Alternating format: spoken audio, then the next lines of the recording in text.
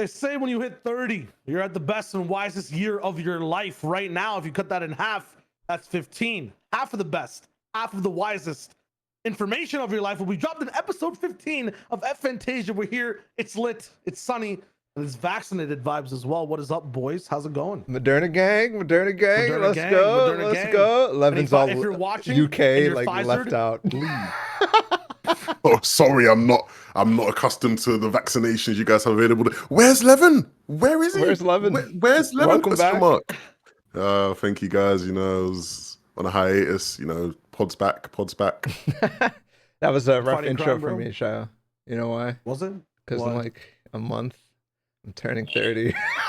Oh, true. No, but like 30 is like the wisest and best, bro. You know what I'm Sure. saying? Yeah, you're right, actually. And then So that's maybe it what- was a good that's good. intro. That's good. Yeah. That's good. Nice. And then nice. 31, man, here's the secret. It's even wiser, even bester. So True. like you're not stopping, bro. True. You're not stopping. You're in your prime if you're an NBA player. If you're 30. Yeah. That's Yeah, actually prime. facts. Why is it that esports people have like primes way earlier than like actual people who play sports and stuff? That don't make no sense to me. I feel like it's more like don't people say like it's more like a commitment thing? Like you're 30, so you have like things to do. Like the 15-year-olds are just in school. Like they don't really have anything to do, so they just play for way more than you, right? Yeah, but the That's usually what I 15-year-olds think. are playing basketball like constantly. Like what? The ones playing esports, are they really? Are they? Compared to esports, yeah, maybe you're right. Maybe you're right. Yeah. I definitely was out on the street playing, but only for like 3 hours, and then the sun came down, and I was like, okay, let's go play. Exactly. You Counter-Strike. gotta head back home. Yeah, exactly. Like you know, you're gonna get in trouble if you're out too long. That's how it was for me, at least. Yeah. Some things different. Other things stay the same, like FNCS up till the third qual, which happened last weekend. Let's talk about it. FNCS EU results, as we do each week. We have a bye week coming up, so this is the last time we get to see a bunch of these teams before, I guess, they hibernate before semifinals, the heat stage. But yeah, I think this week was the most like finale type stakes we've had so far with quals. Like, because you know, every time there's another week, or it's qual 2, I'm sleeping, or it's qual 1, it doesn't matter, there's still 2 weeks left. Like in a snap, we're at qual 3, and now it's like, you know, do or die for a few teams. Now the story finally comes out for people. Yo, if you don't qual, you gotta contest some dude, some random ass dusty guy at Pleasant. The 5 teams on your ass. So getting top 3 was big, and there were big teams on EU who did it in dope ways. My favorite was honestly Fast Roki Pizza and Ardit up top and first. And then past that, I feel like Floki, Clement, and Decyptos had the hardest time qualifying back and forth, falling into 4th, 5th, jumping back up over and over. Just in terms of stakes. But How convenient! It's like the top team was the most like the most fun to watch, and then the bottom team, they had the hardest job to get through here. Like, thank you, Mr. Obvious. Back to the original point, though, I did want to touch on it for a second. It's like the stakes in this week definitely felt to me the most interesting, easily by far. I remember casting like FNCS duos with you, SHYO, and literally we were just dead at the end of FNCS because the games didn't mean anything. Like literally we were trying to find these little threads of people who are like, they need the consistency points, or they can't even make it to like, we were literally fighting so hard to find that. This time there's none of that, right? It's like there's 3 people who need to get like better than top 25. I think the broadcast did a really good job at finding those people, and then it's very obvious the rest of them are just trying to go to grands, but they've already qualled. Yeah. Well, it's funny that you say that, because there were actually a couple teams playing who technically needed like top 29 today. It's not like as drastic as maybe like a top 12, but there were like a couple teams like that. But like you say, it was just more so, you know, we want to get top 3, because it actually just sort of hit me for the first time this week, where it's like, because there are a couple decent teams there who could just not make it through heats. And like, if they were to not make it through semis, it'd be like, oh crap, they had chances to make it to finals straight. Like, and now if they are not to make it, like you highlight Andilex and Izzy, if they're not to make it through heats now somehow, like it's gonna be like, damn, they had 3 qualifier weeks to just get a top 3. We thought that'd be easy for them, and they don't. So you know, it's finally sort of hit me like this is really big for a lot of these teams. Yeah, I think the best part about it, okay, to simplify it, right, is that there's those teams that, you know, needed some sort of top placement to get the series points. All they're doing is catching up to the pack, right? But there's still something better that everybody is mostly paying attention to, which is the grand final. So we didn't necessarily have to care too much about them. It was still interesting to follow those stories, but really they're just catching up to the pack, which is qualifying for semifinals, who everybody else had already done, you know? So that made it a lot of fun.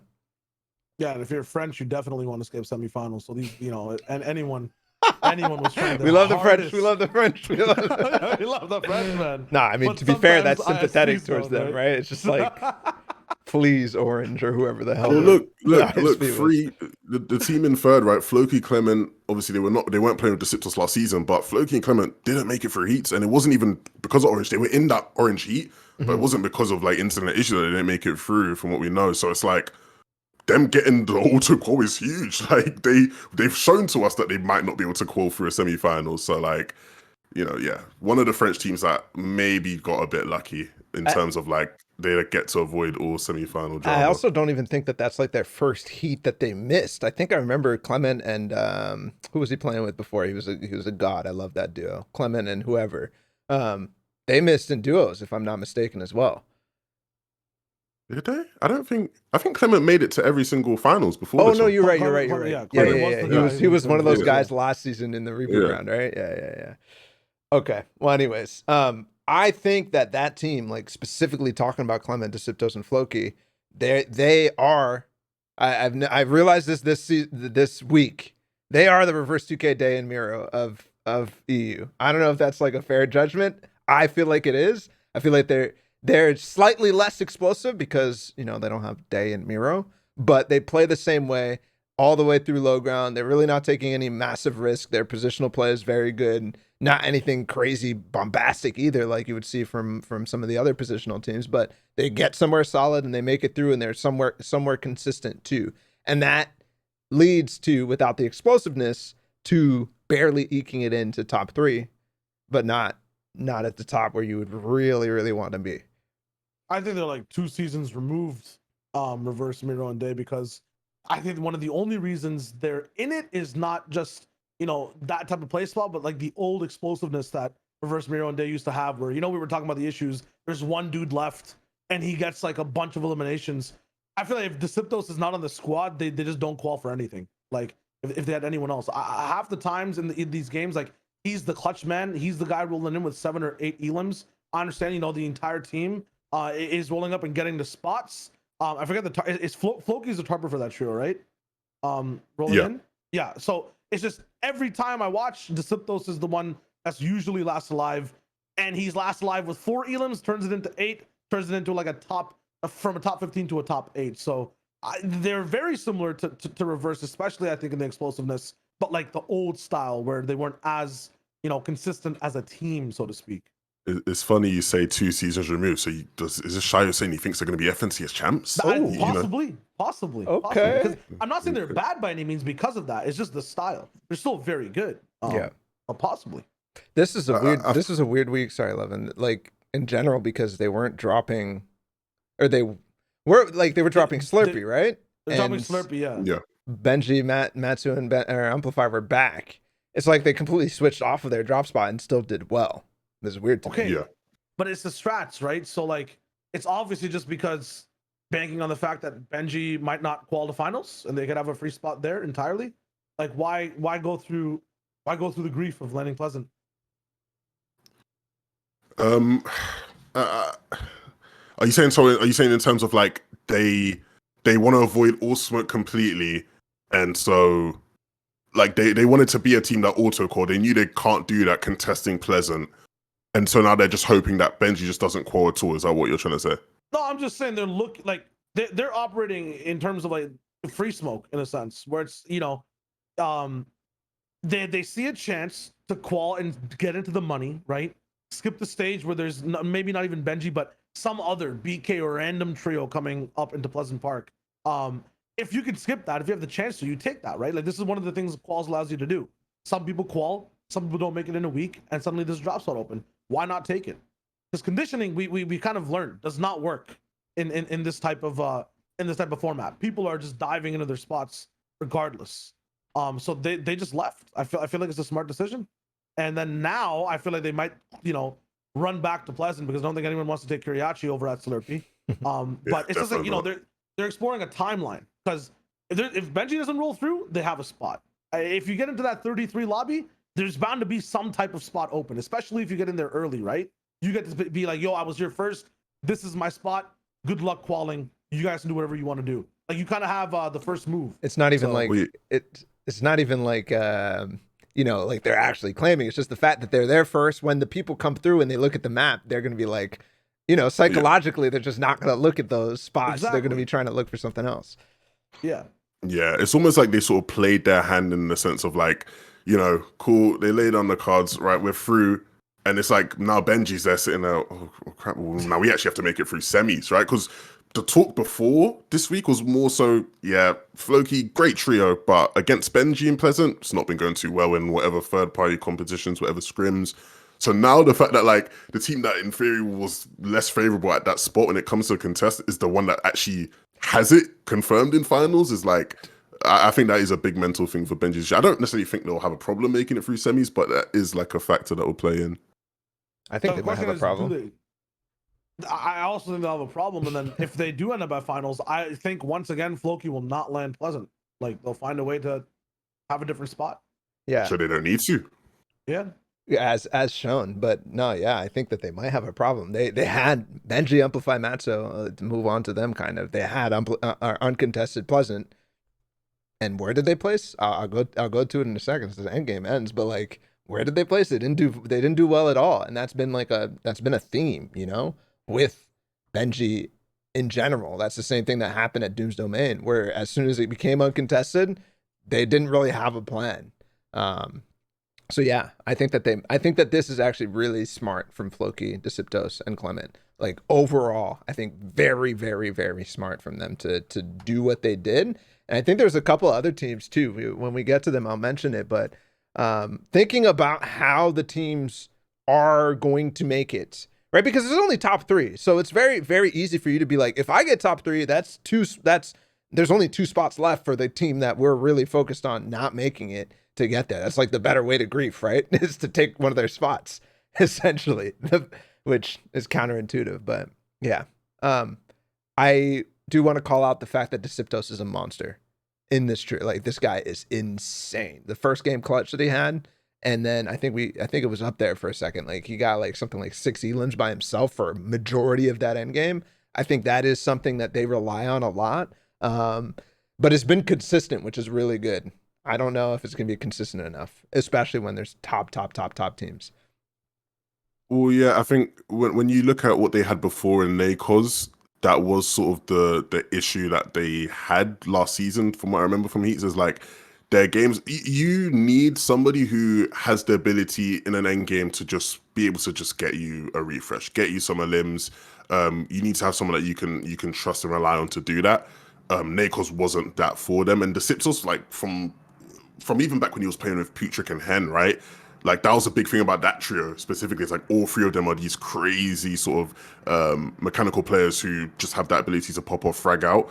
And so now Decyptos in this trio, I think like it's literally perfect for him, right? Like you say, like he just has that freedom to just run wild, be free, and he thrives in it. He genuinely does thrive in it. He's super talented, and when you actually look at what these guys have just been doing recently, even forget all the Pleasant Park stuff, like in terms of even in the quals, like they're one of the more consistent teams. Like, they're in form more so than most trios, right? Like, you know, they barely missed qual, I believe, in week 2, or was it week 1? I think they came out 4th in either week 1 or week 2. Week 2, I think, yeah. Week 1 was a shit show. Week 2 was they had uncon Pleasant because Benji was there. Exactly. Yeah. So yeah, I'm really optimistic about those guys, and I think overall, just not having to worry about semis is just a massive boost for them, considering Clement and Floki missed finals altogether last season. What about the spot that was taken? The dude's on the screen right now, but the spot that was taken away from what we would presume to be Andilex or Setty, Freemok, Wolfie, and Default rolling in. I felt like the weekend in terms of like a highlight reel was Freemok's show completely. This guy was just absolutely insane on the trio. Default was doing some cool things. Wolfie's getting kind of aggressive. kind of tough to cast Wolfie and Wolfiez sometimes as well. But the Battle of Wolves. yeah, man. That was lit. I was waiting for like a wolf in the pack thing if there was ever like a solo versus like you know, these guys in the squad. But You got we the gotta wait for dumb finals, I guess. ass big bad Wolfies call. I remember that one. Oh, I thought these guys were kind of a breath of fresh air. I don't know. Like I was watching and well, I think this game specifically, Freemok popped the hell off and his team was there with him. Like, and it's just crazy to see this happen again because Freemok is a guy who just like has these pop-off moments. I just haven't seen it in a while. Since I think the beginning of the season, we got to see one spark of Freemok popping the hell off. And I don't even think that they were with this trio, if I'm not mistaken. It was in a Cash Cup Extra or something. And they like, it was the first game and he just went crazy from a position that he shouldn't have been able to. So it was with this trio. Yeah. Like this guy's good. I just don't know if this trio is going to be it. I don't know when he's going to be able to find some sort of consistency in these kind of moments, but some of the stuff that he did on the weekend was like, you know, the best clip of all time for a player like him. Like so freaking good. I hope yeah, I hope we can see a bit more too, but I feel like it's on the back of like this weekend especially. There was a bunch of times where like people just weren't punished. Like I'm thinking about if there's 9, you know, those 9 trios who aren't playing. Yeah, like this is kind of cracked, but the 9 people who weren't there, right? Like, do they get run down like this? Like the 9 big trios in mid ground. Yeah. Like is Freemok allowed to do this when he's actually playing the best of the best? Because sometimes it literally feels like the way he was playing this weekend, it was like a, you know, like a open scrims type vibe. I get he's EK. Shit on Setty Teeq 100%. And again, they're also top tier, but like he goes from like, you know, fragging out in mid ground and just doing an insane retake solo, and then like living a majority of the time, like spending a little bit too long in these moments. If those 9 trios are there and they're also in the lobby, is he allowed to do this? That's literally him, right? Like the clip of him like ramping up and nighting up there, like that's him. He will get you these crazy sort of moments in end game, but he doesn't know when to stop sometimes. And it's sort of funny because before he was playing with this trio, right, he did that. He had the little like weak stint with Mongraal Mitr0. It seems like a couple people did, right? But like he had that weak stint, and they were awful in the Cash Cup. Like they had a terrible performance, and people are like, "Oh my god, Freemok, he's washed. That guy's awful." Like blah blah blah, you know. And it's like, you know, it's funny because when you actually look at him in certain aspects, he's very similar to them in terms of like he has all that talent, but like he just doesn't know when to stop sometimes. Like some of his decision making is a bit questionable, but when you're hitting all them shots, you know, you can sort of get away with it. But yeah, I don't know if he can roll over people in like finals like those 9 trios. I don't know if he can do it that consistently, but I don't see a reason why you should definitively say that he can't, because you know, he did it there, like the pre-box against Teeq. Like he literally looks like he's playing creative in that moment in like a high intensity game. Default as well is somebody who start of the year, January DreamHack opens, right? I believe he came 14th with Kelpie, and that was the first time I saw him. I never knew about him. He is another one of those players where, you know, Freemok got all the attention this weekend for the most part, but he is one of them players where he is mechanically on a different level. He can make end games look like he's just, you know, chilling in creative, and Wolfie much of the same. So yeah, very explosive trio. Very explosive. You say much of the same. I was about to be like, so is Wolfie the guy that's like enabling these guys? No, I genuinely think they are all like, you know, free of the same in a way, but obviously because I don't know the dynamic. Freemok streams most of his stuff, so you know, like when you watch the stream, like I can't hear the comms and understand the language. So for all I know, Wolfie could be, in terms of actually watching the way they play, it doesn't seem like he is, but he might be that sort of controlling figure that keeps things going. I just don't understand the language. I wish I did. It reminds me of like Nosh. Back in the days of Paper, Nosh, and Jamper and Chaotic, back in like squads and stuff like that, where all of a sudden you just see these guys like pop the hell off, and then they do something stupid. You know, something like mad stupid, like stay fighting in zone on height while you're trying to get to like 9th zone or something like that. They do, like, that's what it kind of felt like. And I think the points that you guys are making feels like that. I need to see more, but yeah, SHYO, you kind of asked him, like, why is this happening now? Because the other trios that have already made it, the 6 who had already made it, plus the 3 from grand finals last season, aren't here. I kind of think that this is a reason. I think that is valid to a certain extent, because just generally watching this day felt like we were watching a Heat. Does that make any sense? It felt like we were watching a Heat where there's like randomly 3 teams that you don't really know that much about who are way better than the rest. You know, like that's how it felt. Kind of like how, you know, Acorn Jack and Slacks the 2 seasons ago in their Heat, they just like won all the games, you know? Yeah. That's what it felt like this time around, which kind of also made me question, because there were still some good teams in here just not doing as well. Like, why aren't they able to? Why isn't Andilex, Snazy, and Squeeze able to take advantage of stuff like that? You know? I think it's just like there's this one resource bar. Obviously, you can't see it. It's ego, right? Like there's a certain type of ego in the lobby, and there's players that play under it. Like I feel like Andilex, Snazy, and Squeeze, like they get by while other people have, like, you know, insane control on height or some crazy things that they're trying to do, trying to control the whole lobby. They fight like under that control, right? Yeah. People like Freemok end up popping off because they might be used to making ego plays, and if there's no one there with a higher ego, right? If Janice isn't there, stop, like, just absolutely shitting on the way you take height and holding it. If I'm trying to think of like literally any of the other teams, but if the best of the best aren't there to hold people down and they get to just play how they want to play, those more passive teams are the teams that kind of, you know, go with the grain, end up running into Freemok a bit more, end up getting into off-spawn contestations. Mid-game gets kind of weird. They don't do as well, right? I feel like, you know, just in that last clip we saw with Teeq and Setty getting boxed up, both of them not expecting a box dive, you know, at that moment in the zone, backs turned to Freemok as he's rolling through. Like, it's stuff you won't expect because they're playing with a certain type of ego, but it's the same thing where, like, it turns into storm fights because that ego doesn't ever get turned off. And I felt like, you know, even with Fastroki, the way he was playing in general this entire weekend, there was a huge amount of like ego with that team, which left, you know, Pizza in a solo spot to Qual as well, or to clutch. It leaves the trio in moments where you're like, how the hell did they do this? Usually when there's a top team in the lobby, they're never in the how the hell spot at all. It's just removal, right?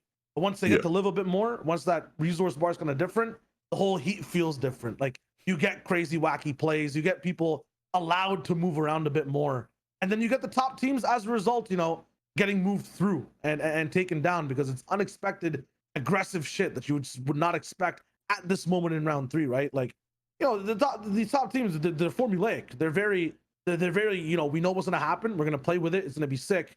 Meanwhile, Freemok's like, I'm gonna double let it on your ass. I don't give a fuck who you are. And I'm gonna 90 to high ground, and I'll do it every game until I die. So it's like, you know, that's the difference, the key difference there.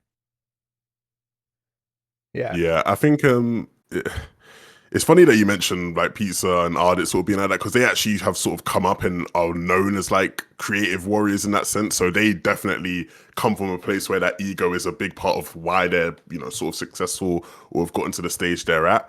And I think we'll probably talk about them more with the Cash Cup Extra moving forward. I think you're right. When you don't have the top teams in the lobby, there are certain things that I think go really unnoticed in terms of like when it comes to certain positionings. When you have certain top teams, they understand, you know, you're not gonna be afforded the luxury of being a Holly team and you get a super good position, you know, in the northwest of the or northeast of the map, right, where it's like a steamy zone, right? You don't have that privilege. Whereas in lobbies like these, I feel like you can sometimes, because certain teams maybe are not as cerebral in that sense in terms of their mid game positioning, things of that nature. So it definitely did feel like a Heat in that sense. In terms of the overall level of play, I didn't feel like, even though it was as intense and it was entertaining, it didn't feel in terms of like the highest level of play with, you know, all the best teams in the world. Definitely didn't feel like that for me. The funny, when you see the funny part about like this entire discussion is especially now that you bring up the fact like, oh, it didn't feel like the top level of whatever. I actually was thinking to myself like, E was playing a lot like smarter and more positional, and like just in general, it felt kind of better until like endgame moments and stuff like that. And in terms of mechanics, definitely not the same as well. And in terms of like, you know, Freemok able to catch a bunch of people and stuff like that. But positionally and surge strats and stuff like that felt at a higher level this week than I think I've ever seen, because there was like some very calculated pushes. Even like Benji's team, for example, they were pushing Craggy, and a bunch of disengaged fights that, to me, I wouldn't have seen an EU be disengaged for the most part. It's kind of weird, but maybe I'm just. I think maybe for I'm just that in an NE particular, stan. with it's weird for me because when I've gone back and watched the NA games, like I felt like it was more so for NA that like I saw a higher level of certain positional, but not towards endgame actually, because we will get to NA, I'll talk about it more. But in the earlier stages of the game, I think specifically like those teams, like a team like Benji's team, a team like Cammy's team, right, where they've been in qualifier weeks prior, they sort of were able to develop these things over time. Because I think in general, in all regions, I think Surge is a lot difficult, like a lot harder for a lot of teams this season. I think if you look at Sweaty Sands, for example, TAYSON's team struggling with Surge this season. From like watching Coach Timmy, right, he's saying that like, what's their names? Alec, Worthy, and all those guys. Yeah, those guys were struggling with Surge at Sweaty this season, right? Like I think in general, like a lot of top teams, like the Surge strategies are a bit different. I spoke to Cammy's coach, right? Cammy Setty Teeq, their coach Sven. He was talking about how they needed to refine certain Storm Surge strategies. So I think those teams in particular that have been here week to week had time to sort of improve that. And so in the earlier phase of the game, definitely so, yeah, you could point to that. But there were also just a lot of teams I just didn't think had a good grip of that kind of thing. But you always sort of get that anyway, so it's not like a massive deal. But maybe that is why. I think it's just they've had more time to sort of improve with that. Yeah, and it just the what's it called? I was gonna add on to the fact of I dead ass think the vaccine's hitting my head now. The fact of like the fact that, you know, with all the ego that exists, with all the or not that, it was the drop spot thing. So it's kind of like the Floki effect of, like, you know, they move over to Slurpee and have a better time overall. EU in general, because it's like, you know, qual 3 and, you know, there's one chance left, even with like the player list looking like it might not be up to par, or the gameplay not looking like it might be up to par, it still gets elevated, at least in the mid and early game. Like, people aren't going to do more dumb stuff. They're going to be a little bit more planned out coming into the last chance to go to finals. But that being said, you have to look at the ingredients of these teams that are rolling in. They're not going to be as premium, right? Once it gets to end game, once they actually have to start performing, once the plan's not there.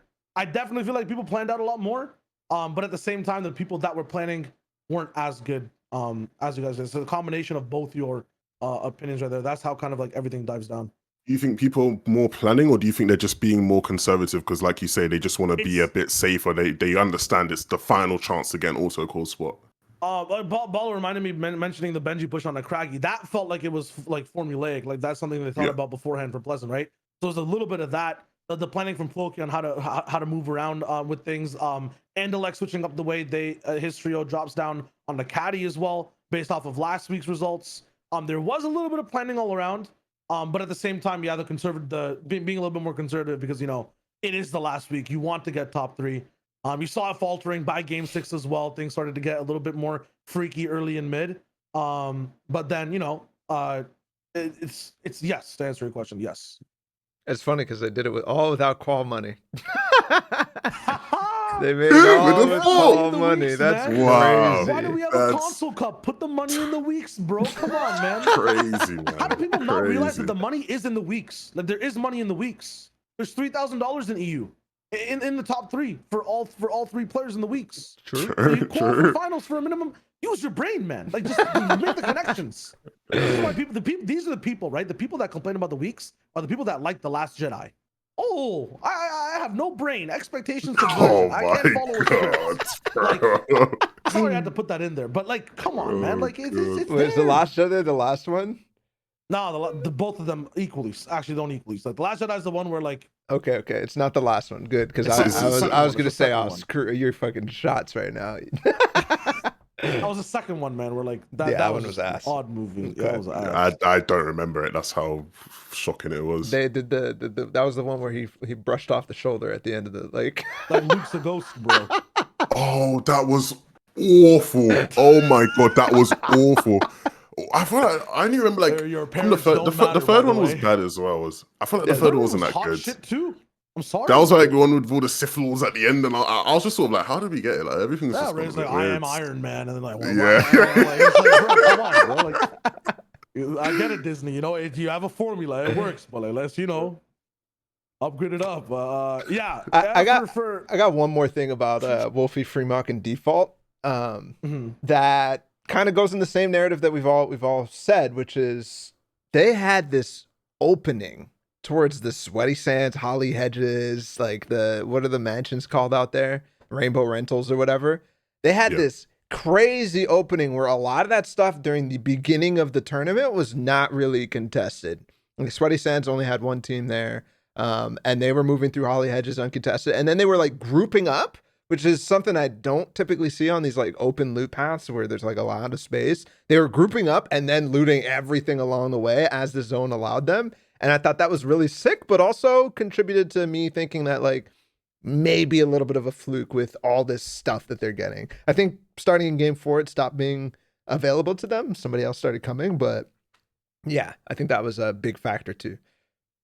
There was a lot of talk as well. Like, I'm not sure if it was Cash Cup Extra.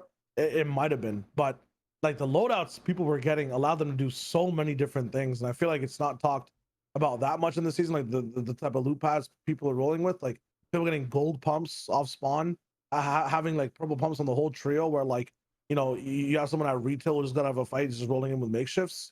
I feel like it builds a lot of momentum, entirely. But yeah, that's a cool note on the way these guys rolled. I can't let us move on without talking about how Wolfie, Slender, and Void missed out on 1 point, and they've been playing so well the past week. But it's like every time, as soon as it gets to like the final game or the final couple of games, it's just What stinker. was that last and it moment? falls What off. got them? What made them fall 7th? Well, remember? wasn't it what made them miss out on the 1 point? Yeah, Oh, just in the last game. Yeah.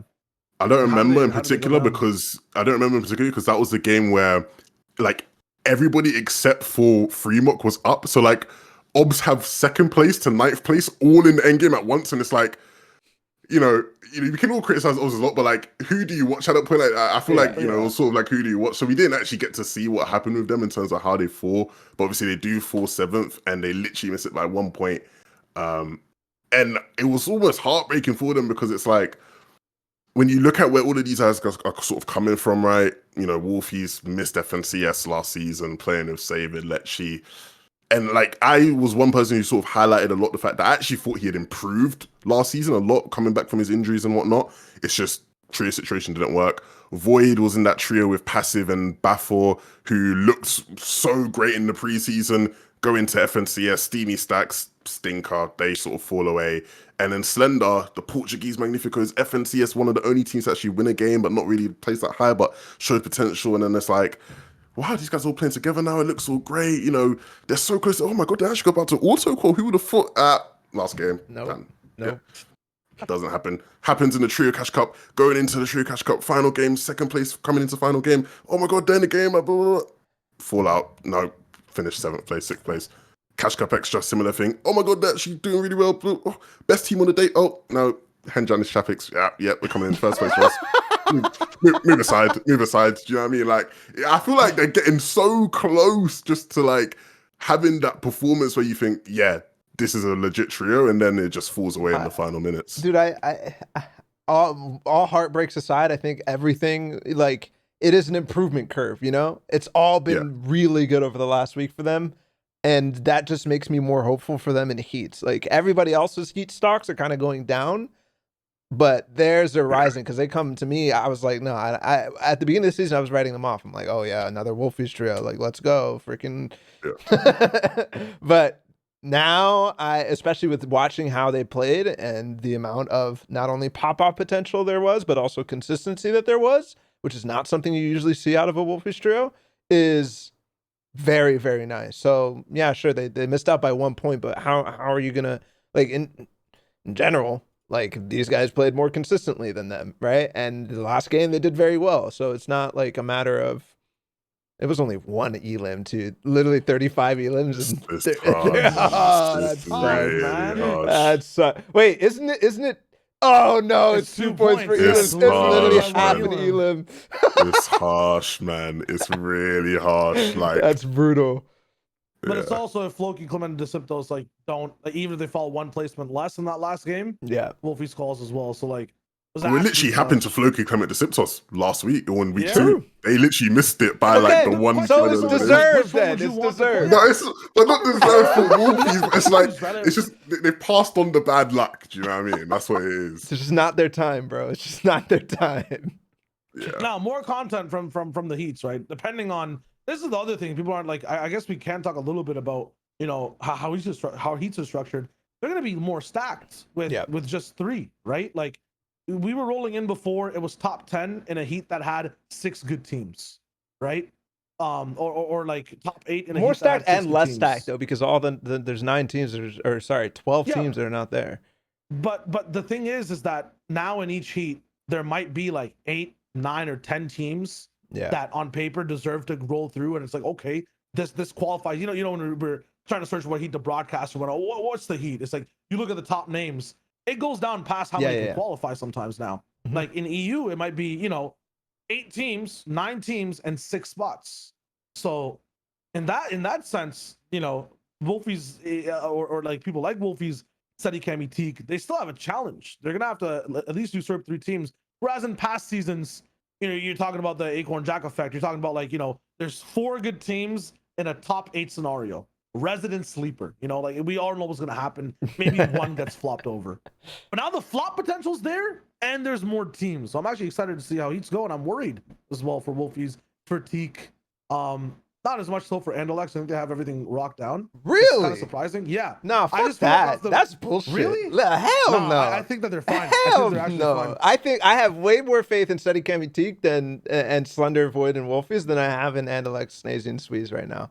I feel like when there's big planning periods, man, and like something just happens 1 or 2 games to Setty, Cammy, Teeq where they just get absolutely nothing. Okay. Like, well, they that might get, be like, viable for them, but like in comparison, I'm thinking Andilex, Snazy, and Sweets. They've lost all my faith that they had at the beginning of the season.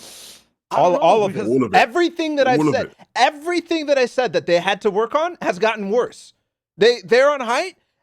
How many times were they on height this tournament and they lost it? No, but I feel like this because of the vibes of like the ego, bro. I think it was because of the vibes of the ego. I feel like their now, contestation at caddy corners has gotten worse. Like it got better this week. Okay, it got better this week, but they're also playing and worse teams. Like so of course it got better. Playing the dick shit pile of the teams, bro.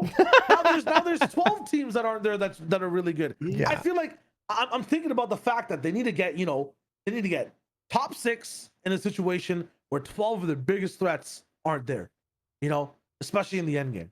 Like, who's left with the ego that's going to fuck up Andilex? Like, actually, all the teams that they fought at Caddy are probably going to be there still. Like Sky and Matsoe, they're going to be there. The rest of the French guys too.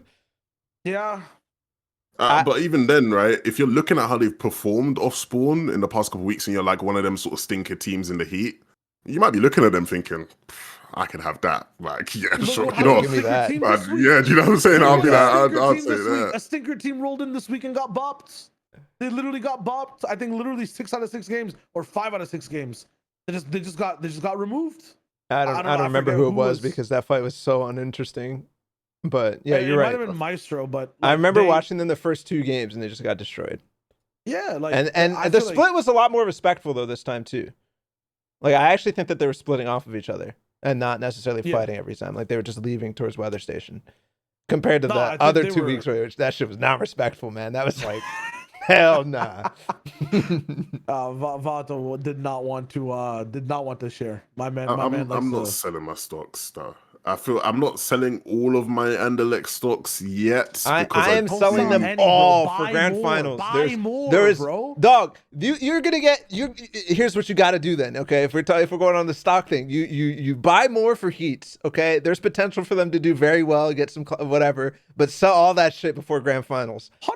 All that shit. You sell all that shit. Game 5 of Heats, bro. When it's at its peak for the biggest problem. You know what I'm saying?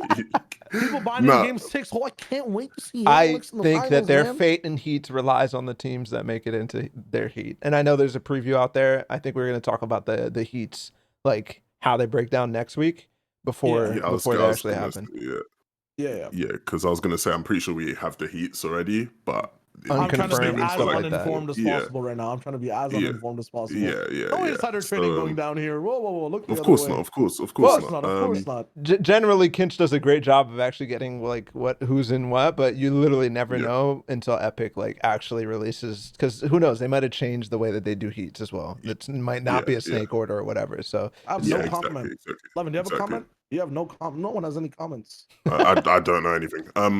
Yeah. I think for the most part though, even though I don't actually agree with you in terms of the thing, because even though we don't know the actual heat preview, so it could actually change from like what I've sort of seen. I don't really think I think the teams that are sort of removed because they make it automatically to finals, I think there's actually a good chunk of teams who, if you were to sprinkle them into the free heats, would make them look a lot better. I still think for the most part, okay, cut all the things. I just don't think Andilex should be worrying. I just don't think Andilex should be worrying. Like in terms of like you're saying, SHYO was saying earlier, even though SHYO was saying you should buy the sort of SHYO was saying there's going to be a bit more teams, like it is a bit tighter in each heat, right? In terms of like you're not certain all of these teams will make it through. I think regardless, I don't think they should be worrying about not making it through heats. I've not reached that stage yet. I still think they came 7th this fall. Yeah, they came 7th the call. They came 2nd in the Cash Cup. I don't think they've turned into a stinker team. I think the issue is they've not lived up to the hype. Yes. I think the issue is they've not lived up to Correct. the hype. The hype was that they were going to be a team who Quals straight away in week 1. We don't see them till the finals. We just assume everything's fine in Wonderland, right? They've not lived up to that. But I'm not at the stage where I'm thinking, ooh, that's not the greatest, is it? Maybe they're not as good as I thought. I still think they're quite solid. I think they have serious problems, like coming up with something insane. I'm not calling them a stinker team or anything. They're not dog shit by any means. They're really good. But the problem is that the teams who fight them on height, they have no confidence in it. And that if they're going to go for that pepper height every single game type of play style, then they need to be doing well off. They need to be holding it. I have literally only seen one game where they held it in the past 3 weeks. I agree with you there. I don't think there are issues in their game at the moment. Even though like people would lead you to believe they have some off-spawn problems, I don't think that's a massive issue for them. I don't think their mid game is too awful. I think the problem is when it gets to sort of 5th zone, they have the peppers and they're like, we should take height. They take height, somebody else will sort of deal with them. They don't respond well to that. They don't react well to that. And it's weird because I always did think that they were a really good mid-ground team anyway. Like I never thought, oh, this is going to be a team that's like a dominant height team. So it's weird to me that they've sort of almost lost that. And I feel like that's the same for a couple of the trios where Cammy's trio started using the dub, right? And then all of a sudden, like their mid ground and low ground just didn't look as good as it did last season, right? And I think a similar thing with Andilex where they've had peppers, like they're playing height, and all of a sudden their mid ground, it just doesn't look as good as it used to be. And I don't really understand why. So maybe if they just sort of go back to, I think maybe if they just, guys, we've tried it with the peppers, let's just give it a rest, and go back to what we're good at. Then there's hope for them in that sense. I feel like when they're playing for top 3, they have to take more risks. They have to do things like try to have that height early. Like half the time they're not even retaking with peppers or rotating with peppers. They get caught up before another team ends up with 7 peppers. It's I feel like when they're playing for top 6, you'll see like the old type beat of Andilex back, and big vibing, big chilling. It's also that's actually very just messed up. What were you gonna say? I was agreeing with Shar because I think that makes a lot of sense. Maybe they legitimately are thinking about top 3 in these quals compared to top 6, which might just generate a different play style. But that also scares me because grand finals is what we really, really, really, really care about, especially for a team of this caliber. They'll end up, just playing them in grand finals. I feel like they'll just play their game.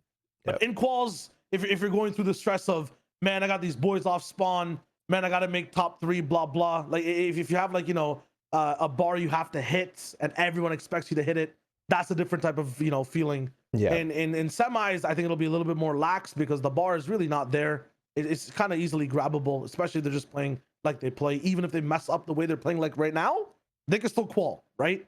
And they just take it easy, but they're chilling. In grand finals, it's finals, man. Like they'll just be able to play them and they'll be fine. Yeah, I always wish we sort of had lands and we could do interviews, because I feel like Andilex would be that guy where like online, you do the pre-game interview, Andilex, how you feeling? Yeah, we're just focused on our game, we're just, we're focused on playing us. Yeah, we heard the talk from the other teams, we don't really listen to all that. We just focus on our game, right? Like I feel like he is sort of that guy, right? Where in that final situation, like you said, I think that there is a good chance that sort of plays into it. Also, when you actually look at heats, like, and especially when you when you look at the qualifier weeks, like you said, some of the early games, right, where like they're playing for height, then it doesn't go well. Some of the teams that they were competing against, absolute psychos, right? Like first game, RZ God's True, they're like committing like 1K mats to height in like 5th zone. Like realistically, at some point you just gotta think, yeah, like they want it more than us, like you're not, you know what I mean? Like you're not gonna beat them. Like no matter how good you are, like if a team's just committing everything they have to height, at some point it's just like it's not gonna work out for you. Do you know what I mean? And I don't think you necessarily have to worry about that in a final scenario even. So even in that sense, I don't think that's as much of an issue. Obviously, there are different issues in terms of who you're facing off against on height, but still, I think, when you look at some of the scenarios they've been in the qualifier weeks, it's been like against teams who are just psychos, like crazy. All these psycho scenarios, I feel like, come from that ideology of we need to hit top 3. Guys gotta send max height. I want to qual this weekend, right? That idea of people playing a little bit more passive and trios being able to go through the grain. Once it's top 6, we'll come right back and they'll be on home turf. I feel like this crazy shit is happening. Arden not giving a fuck. Freemok just being like wee wee wee woo and just going through every fucking edit like he's a speed demon.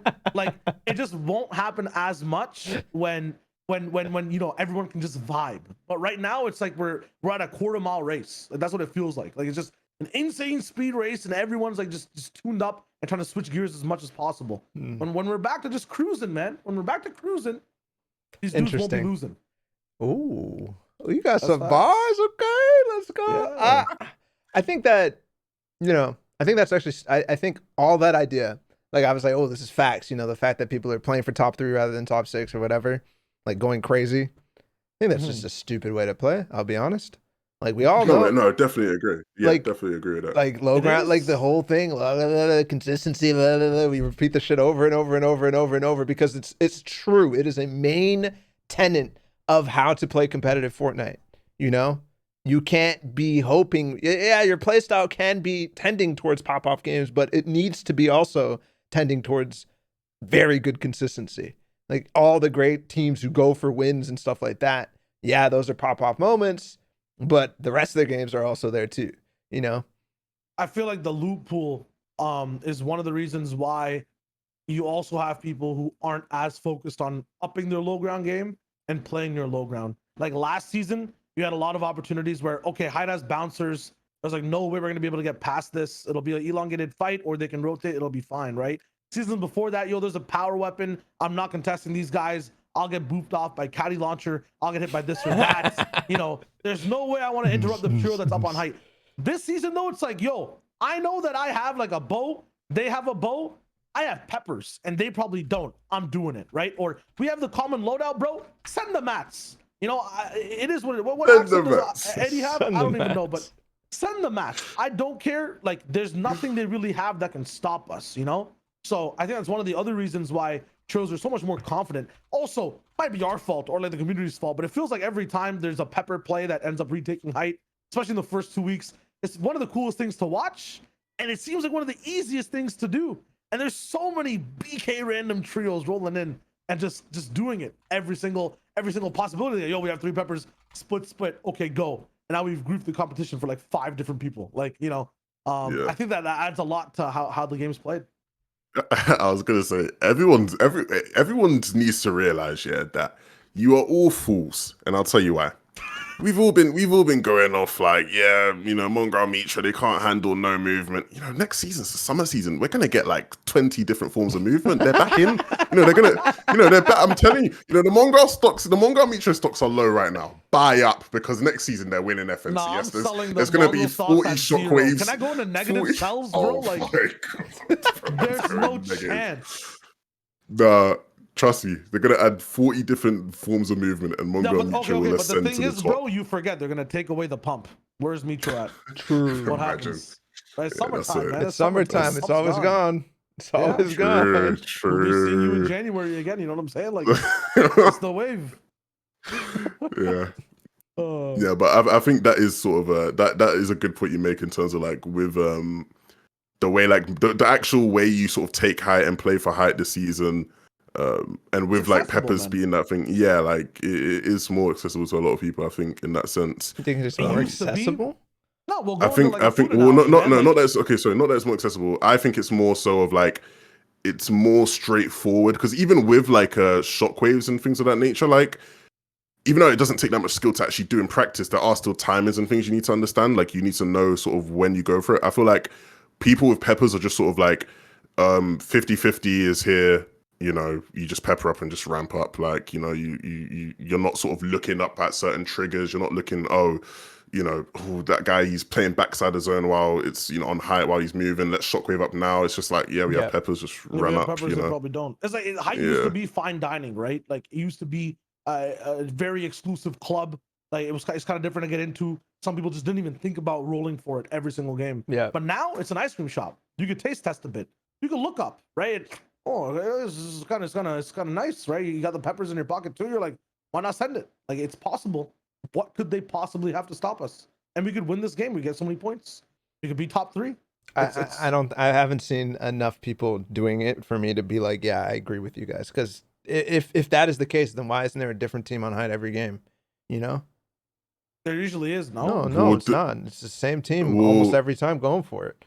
Well, but that goes back to the point I was making earlier, is that because there are a lot of these teams now where they are just committing 1.5k mats to just get height, like, and so you're not gonna, you know what I mean? Like you're never gonna sort of beat that in that sense. And plus, not that many parties in the lobby, like in terms of when you look at all these different teams, not that many people have peppers. So it's not like a reboot round situation where you're gonna see a million teams trying to go for it. It's like there are just gonna be a certain amount of people that have that option. And it's the point of that, the people that do have that option, a lot of them will sort of see it that way. But then they're also playing against people who will just, you know, commit everything to it. And that's a really difficult scenario to be against anyway. Yeah, maybe. I think that there's way less teams right now than ever. Like in Shockwave metas, it's always like a million people going for height and stuff like that. Yeah, like always, anyone can have always. shockwaves. That's what I'm saying. It's more accessible over there. Like I get the points that you guys are kind of making, but I think that height this season is way more. People are grabbing it just by default because of positional like advantages that they have. You know, like they're building up in a really really nice spot positionally. Yeah. Regardless of like RNG or whatever. You know, it's just that's how it ends up rolling. Yeah, there's the pepper takes, but there's only like probably 3 teams who have peppers enough. And also, it's less nuanced in the first place because you don't have enough peppers to go for 2 attempts at a hit take or 3 attempts. Whereas in other metas, you have 3 attempts potentially to split shockwaves between trios or bounce pads or whatever to go for it. But like even then, I feel like with a pepper height take, the team that is doing it, it's never so much so like they just are a regular sort of position team in like a mid-low ground in like 5th zone, and then it's like all of a sudden that team's a lot of the time always going to be posturing, or they'll wait for like first moving and do like a backside take, right? Yeah. And so at that point, it's already hard enough to deal with.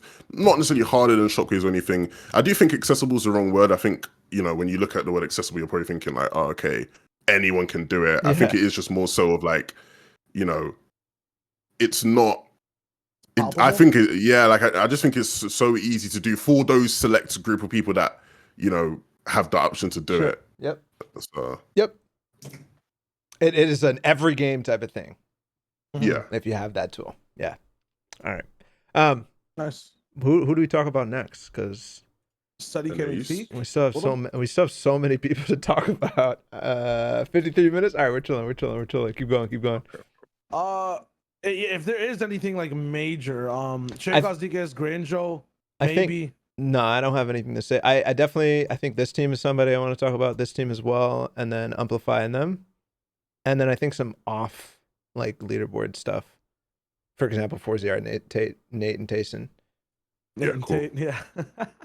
Nate yeah, Tate. down. Who'd you end up highlighting first? Setty, Cammy, and Teeq. I think. Setty, Cammy, Teeq. Yeah. I I really like that point that Levin made, or whoever it was, where they go for a gimmick and then they're just like not as good anymore on what their main bread and butter was, you know? Yes, yes. So like for them this season, they started playing dub. You know, they were playing height, and it was like, oh, what the hell? Kami Teeq, they're a height team now. Like they've got triple dub. Now their mid game just doesn't look as good as it once did, and I think they sort of are aware of that. I also think in terms of when you look at the previous weeks of qualifiers, their surge routes didn't look that good. You know, even at the beginning of the season, like I was saying, I was worried about them just getting completely picked apart. Like Setty, where he lands compared to the other guys in the split, it's just like if you're a retail team like Slender Void and Wolfiez, I literally think it's over for you. Like, because I was watching Slender Void and Wolfiez games from round 3, and they already like to go up to like the little tower that's next to retail. I'm like, they're gonna just go up there to loot anyway because they have it on con. They're just gonna see Setty just waltzing around like it's just over for him, right? So yeah, I think all around there were a lot of question marks for these guys, and they still are. I still think the questions about their mid ground need to be answered. I think their surge routes looks a lot better this week. They were getting into end games very consistently. It didn't look like they were struggling too much with surge or anything. But more so just if they're not going to be playing dub, you know, are they going to be the Setty coming into? Well, they never got to play dub in the round 4 anyways. Anyway, like, yeah. There's always round 3, round 2, all that stuff. Like round 4, they literally never. I don't think I saw it a single time from them. So that wasn't like an issue. And did they make every single final? I think they did, right? Yeah, they made last week's. They made last week's. Honestly, like, look at this shit, man. Like, this is not bad at all. Yeah. It's kind of crazy. But that's what you expect out of them, I think. Like, that is a typical sort of Setty Teeq. Like, this, if they continue something like this and on the pace in grand finals, I think actually would be not bad at all. But it should be better, I guess, in this stage. Or what? Are we still keeping these guys as contenders for grand finals or top 3? Yes, because I think they might be the only team that didn't auto-call that is a contender for an FNTASIA win. The thing with these guys is they're just one game, one instance off. Even with all the stuff you guys are discussing and talking about in terms of the way their dot spots kind of, you know, fleshed out here and there, like it's just one of the games where it gets them a little bit upset because other games it works fine. You can see it on the leaderboard through the stories as well. It's like it's just it might be one person getting caught off spawn. It might be in an end game where Freemok rolls to their box. Yeah, they're just 10 points off, and it happened 2 quals in a row, right? It's just one unfortunate instance. I feel like their game plan is just overall fine, even if it is a little bit. You know, they're going for the gimmick. There's maybe some other stuff in their game is suffering. I honestly just feel like it's unlucky, really, for these guys. They're literally 10 points off the margin week after week. They're playing fine. It's just one unfortunate circumstance. If they reel it in, maybe their normal game gets affected. Maybe now they're 20 points behind, right? But it's just they're just unfortunately succumb to one dude's pop off or one dude's audible strat to push them in a random game. Like I don't feel like they're playing bad by any means. The funny part is that they still did well in that game where they lost to Freemok, by the way. That was they still got 6th place, which is kind of crazy. But No, but if they get to play that out, right? Like they qual. Like, well, it's not, for me, the question I have, this is actually something I'm not necessarily sure about, but I know when they were playing dub towards the start of the season, like it was a big thing because they weren't fishing as much. And because they weren't fishing as much as they were in the past, they don't have the win condition of heal off, right? Like that's a big thing. The difference that separates a team that's constantly getting 6th to a team that's getting top 3, right? A lot of the time will be like understanding your win condition at that stage in the game. And for them, it was always like, we're just going to heal off. So even if they get in trouble with like a Freemok situation where like someone just pops in your box and just messes things up, one of you just has that insurance of, we can guarantee a top 3 if I just go sit in the storm and just use my floppers now, right? Like, you know what I mean? Like you can sort of grind out results like that. That's fun. I don't know if they're still doing that, right? Situation, man, like in that situation, in that specific circumstance, like they had so many mats that were still chilling. Like it was a fine time in one of the end zones, and like I'm just saying, I don't know if it's still a problem. Like, I don't know if they're fishing less still, even though if they don't have dub. I fucking love the concept of like some minor detail because they're going for a different strategy can affect like completely like eliminate another strategy down the line. I think that's so cool. And probably something that not enough people think about. That's freaking cool. One major thing about this team is that Cammy looks nuts right now. Like he looks nuts. The games that he was in endgame, clutching by himself, for example, I think it was what, game 1 or maybe game. I Game probably 5. have it. It was game. It's the Was it third game place, right? You 5? clutched up third place. You got a Yeah, bunch of it was. limbs. Yep. That is just nasty from him.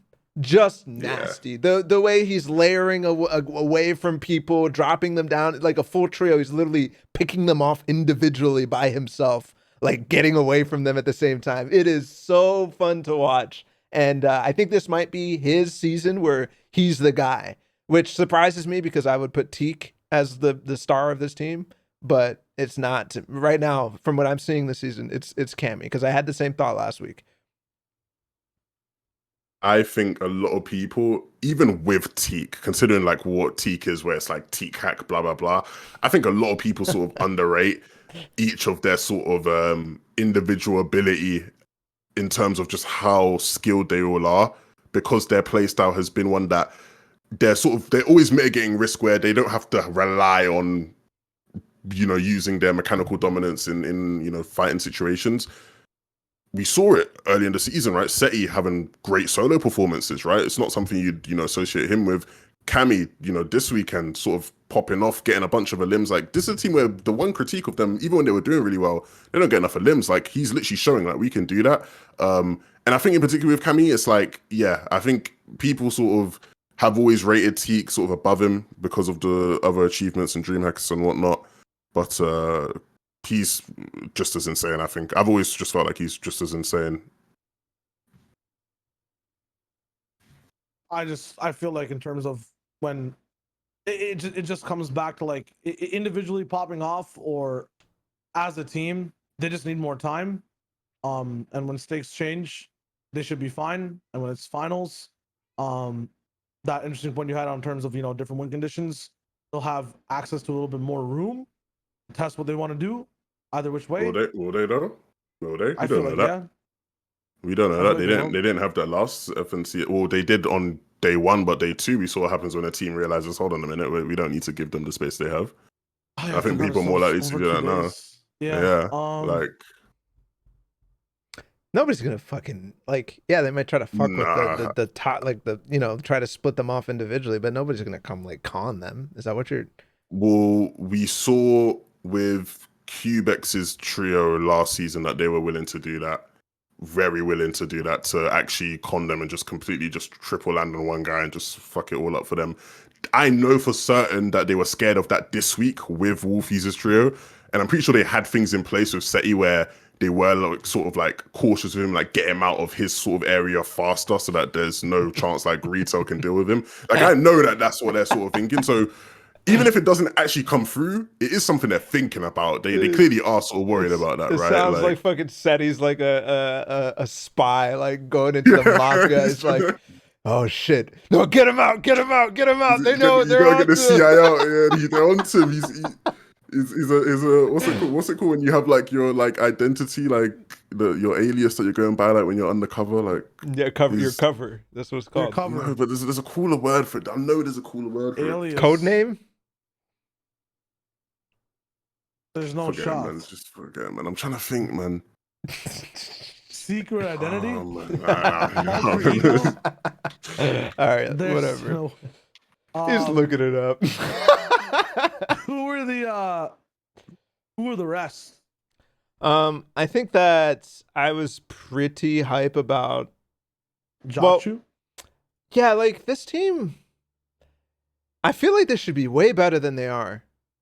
We didn't get to watch them that much because they were bad, but I feel like they should be way better than they are. Kubex, Jachu, and I don't know who this guy is, but still, like, these two have played with each other for a while, the Polish guys, and previous FNCSs they've done well, but also like, yeah, I don't have too much context. All I know is that the last game they like hard sold a possibility for them to do anything.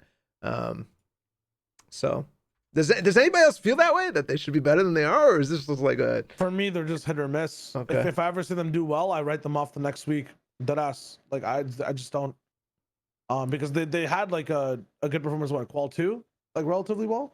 I can check, but or what was it? Because they were the talk of the town before this week, at least for a game or two, in terms of the way they were control over height unless I don't I'm think like they show core tripping. weeks. They don't show core weeks on Oh, because it's cash. on That's yeah why. in the SHYO. Here you go. I, They didn't I make it to sort of session 3. Oh, Was maybe it this Qual is what's 1? happening. They didn't make it to session 3 twice in a row. Okay, so Where did they're I having. see them then? it's really bad. That's Flipping out. really That's bad. really, So it really must be bad. that the fact that they got to grand finals for the first time is like is the reason why they just haven't had the experience so far this season. Interesting. Yeah, because Kefi was playing with default, right? And you're seeing what default's doing just a bit above, right? Kefi was playing with default. Of course, Cubex was playing with, it was like Artul and Thingy last season, and that was the trio that was really messing with Cammy at the Cammy split.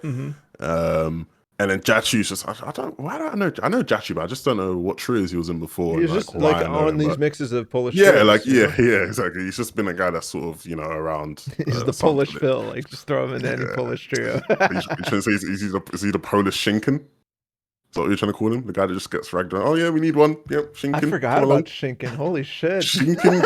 Like, honestly, yeah, one day someone needs to like write up something about how Shinken was just abused. The in rise German and com, fall like, of Shinken. Like, Shinken was like the, actually I probably shouldn't say that, but like he was just like chucked, he was just chucked around, passed around, like, oh, you guys need a third? Oh, yeah, Shinken, yeah, if you could just have Shinken, do you know what I mean? I actually feel bad because he was never that bad, but just wasn't good enough, I guess, to be the star. Interesting. But yeah, you'd think that these guys would be doing a lot better, just in terms of name value and That's who what I'm they saying. Yeah. had played with and whatnot. But yeah, I've not really sort of seen what is necessarily going wrong for them. My guess is they have an ash drop. This is my diagnosis, okay? The quick diagnosis.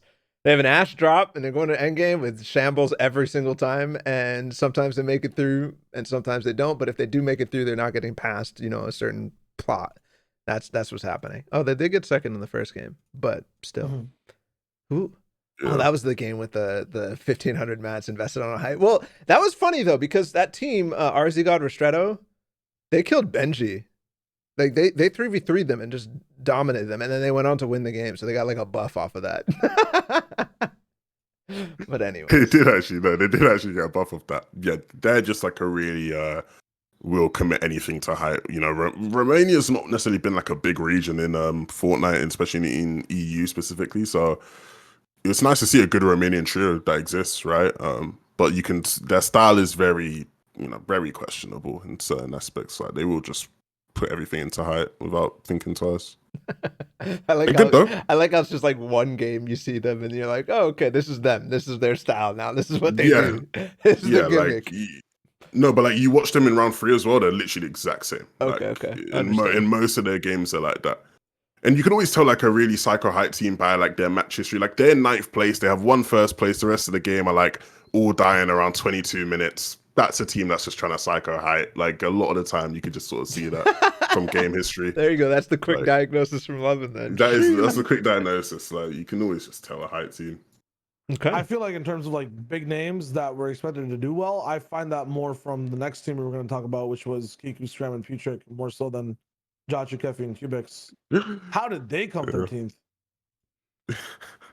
There was one game where I actually have a note on them. I don't remember where it is, but dude, like they just flumped as soon as they fought anybody good. I think it was one game where the height changed like a bunch of times, and they just like they had this good 3v3, it was going well, and then all of a sudden it's just like going terribly.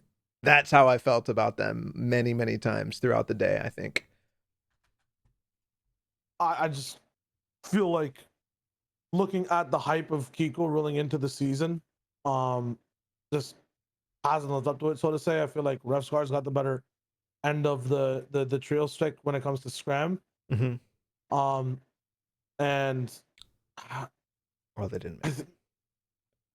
Maybe Kiko's supposed to be the star of the trio rolling in, right? But I feel like Putric's the one doing the most a lot of the times, especially through off spawn fights, or like through the mid game. But I don't think the aspect Kiko definitely rolled into the season with a lot more hype than Putric, but I don't think anybody that really knows about this trio is looking at it and thinking, yeah, Kiko's a star, Putrik's like a support player, anything. Like Putrik to be that kind of guy where he's like a Decyptos, like he's literally like a Decyptos where Yes. he's that guy in endgame, he's gonna pop off, he's gonna do that, right? Like I think it was more so that it's just there was just hype for Kiko and not necessarily in the same way for Putrik as well, right? And I think there was always going to be questions in terms of like when you just look at the actual composition of it. You got like one Portuguese guy, one Danish guy, one, you know, I don't know if he's Russian or Ukrainian at this point. But you know, the languages, you know, they're all trying to speak English. It's a bit awkward there. I remember Scram posted a clip of them, like their comms, and it's like, it's just hilarious, right? You know, you just can't help but just laugh at it, right? Because it is just so hilarious. I love Putrik comms videos. Like back in the day when they were it was Decyptos and Putrik, like that shit was so funny, bro. It's so good. But he actually like talks a lot. He's very vocal. I think he has probably one of the cleanest comms that I've seen out of videos like that, which is hilarious in and of itself. Yeah, I want to see this trio continue. Maybe because it is new, right? It is a this season type of thing.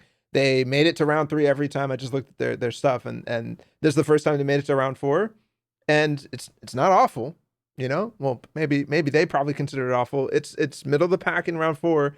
Probably, I'd say they have a higher ceiling than this. I think that they need to continue, and I can't wait to see what they do in heats. I don't expect them to do maybe even qual into grand finals, and if they make it there, not well either. But still, I want to see more from these guys. I think this could be really good.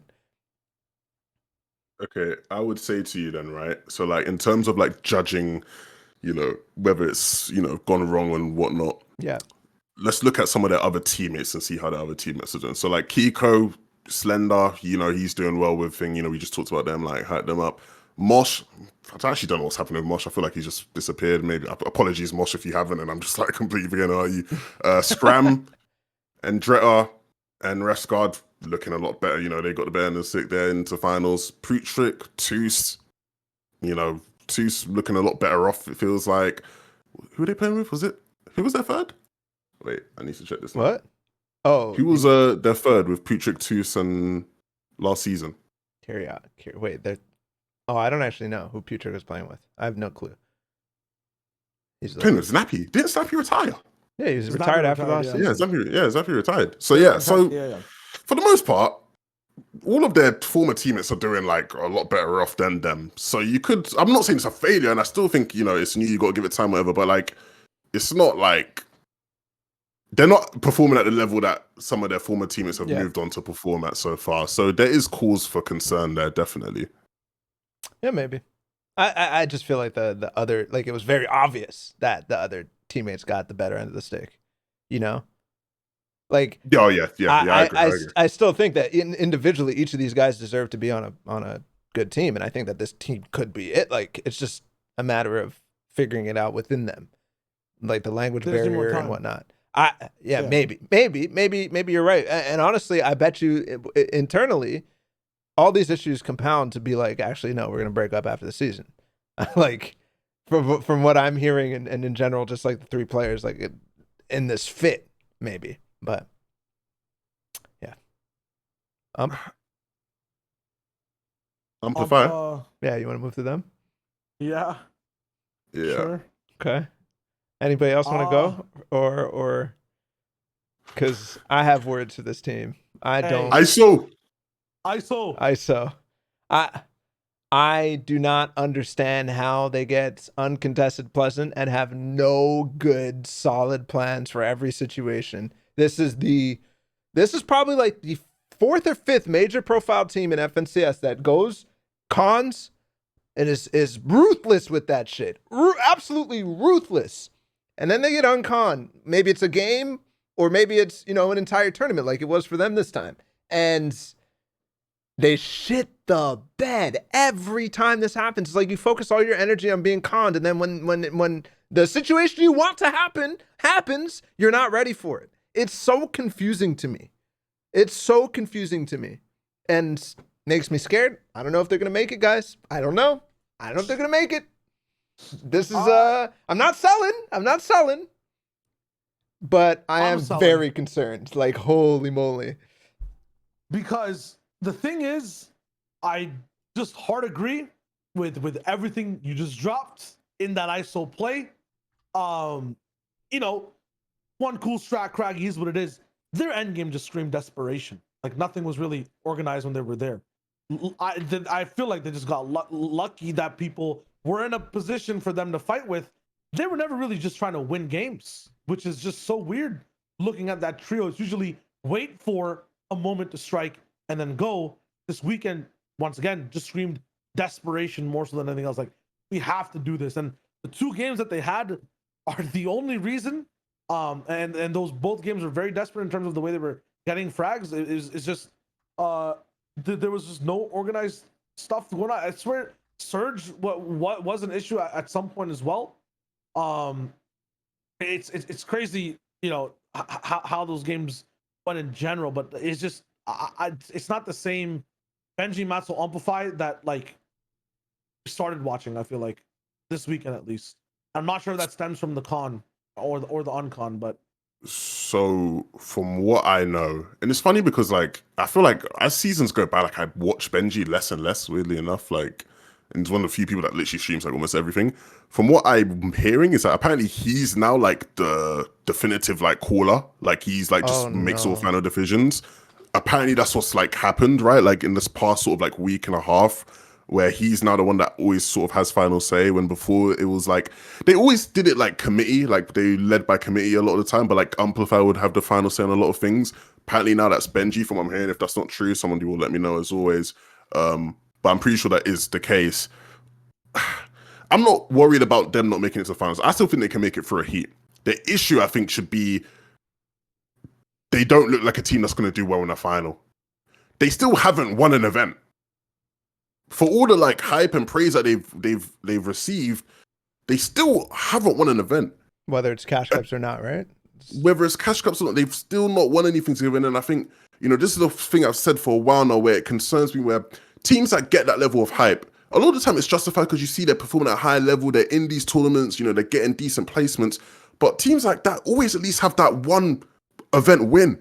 You know, literally, let's look at iDrop, Kinzel, Wakey. They're a team like that where they've had a bit of hype, you know, they look good in moments, this kind of thing, and they at least have that one win, like a Cash Cup Extra win. You have that one event where you can look back and you say, oh yeah, they did win that event, as well as all these other, you know, good performances. They've lacked that, right? They're not cerebral in how they manage tournaments going into the end. Whenever it just ends in a scenario where it's them against another team, it just feels like they're just always going to lose it out.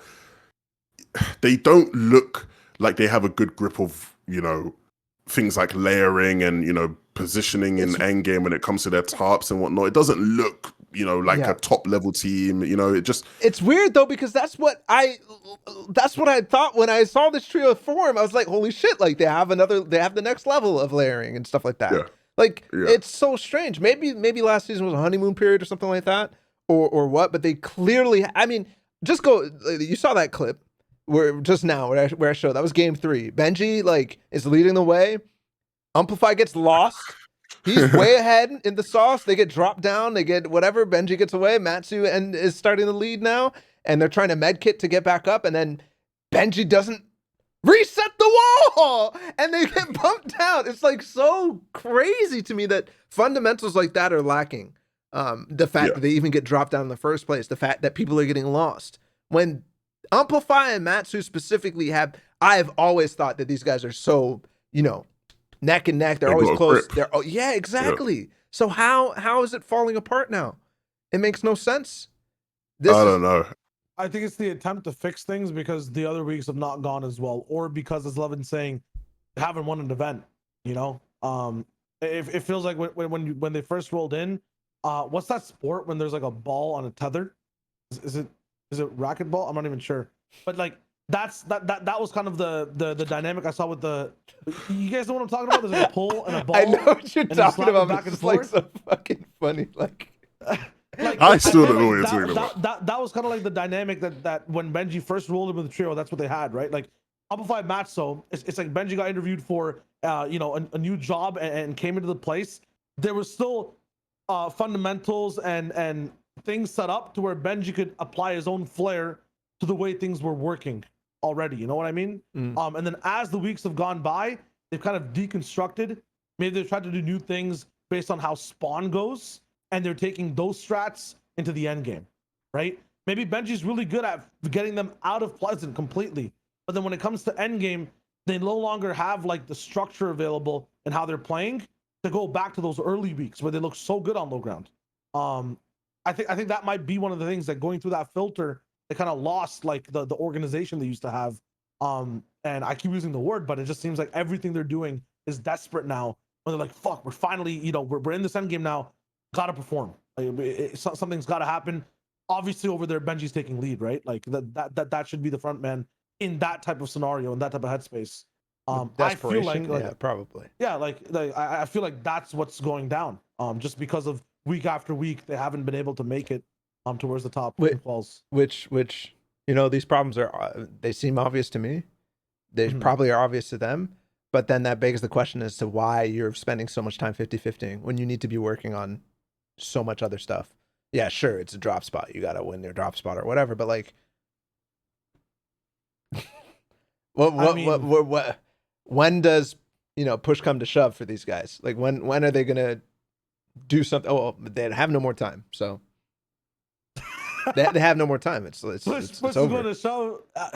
The thing is, and this might sound weird, I might be scoring them off as a very good reboot round trio, rolling into to win off. 3 games to play. If they don't make it out of their heat, it sounds weird. Like 3 games to play, and you're banking on one of the wins, and you know a team is basically leaving the format over and over again over 3 games. Yeah, I think they qualify the finals one way or the other. But I personally, just based on like every week getting worse in terms of what I'm seeing in gameplay, it's Levin, why you laugh? Sad thing is if they were to like call through reboot round and it was like the final game of reboot round and they were to win the game, like everybody would just start hyping them up and forgetting all the issues they had prior. Like that's literally what happened. That's just straight facts. One thing though is when they make it to grand finals, I can see this clear as day. If they're still at Pleasant, they haven't changed anything at all. I mean, they might change like plans or whatever.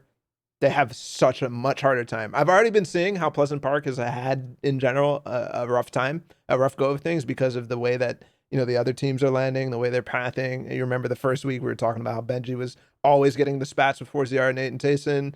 So that's the sweaty team basically rotating. There's also going to be fucking Noah, Riley, Reason, and Vadil, who not only have the potential to push them, but also will be rotating in their path almost every single time out of Boney Burbs, you know?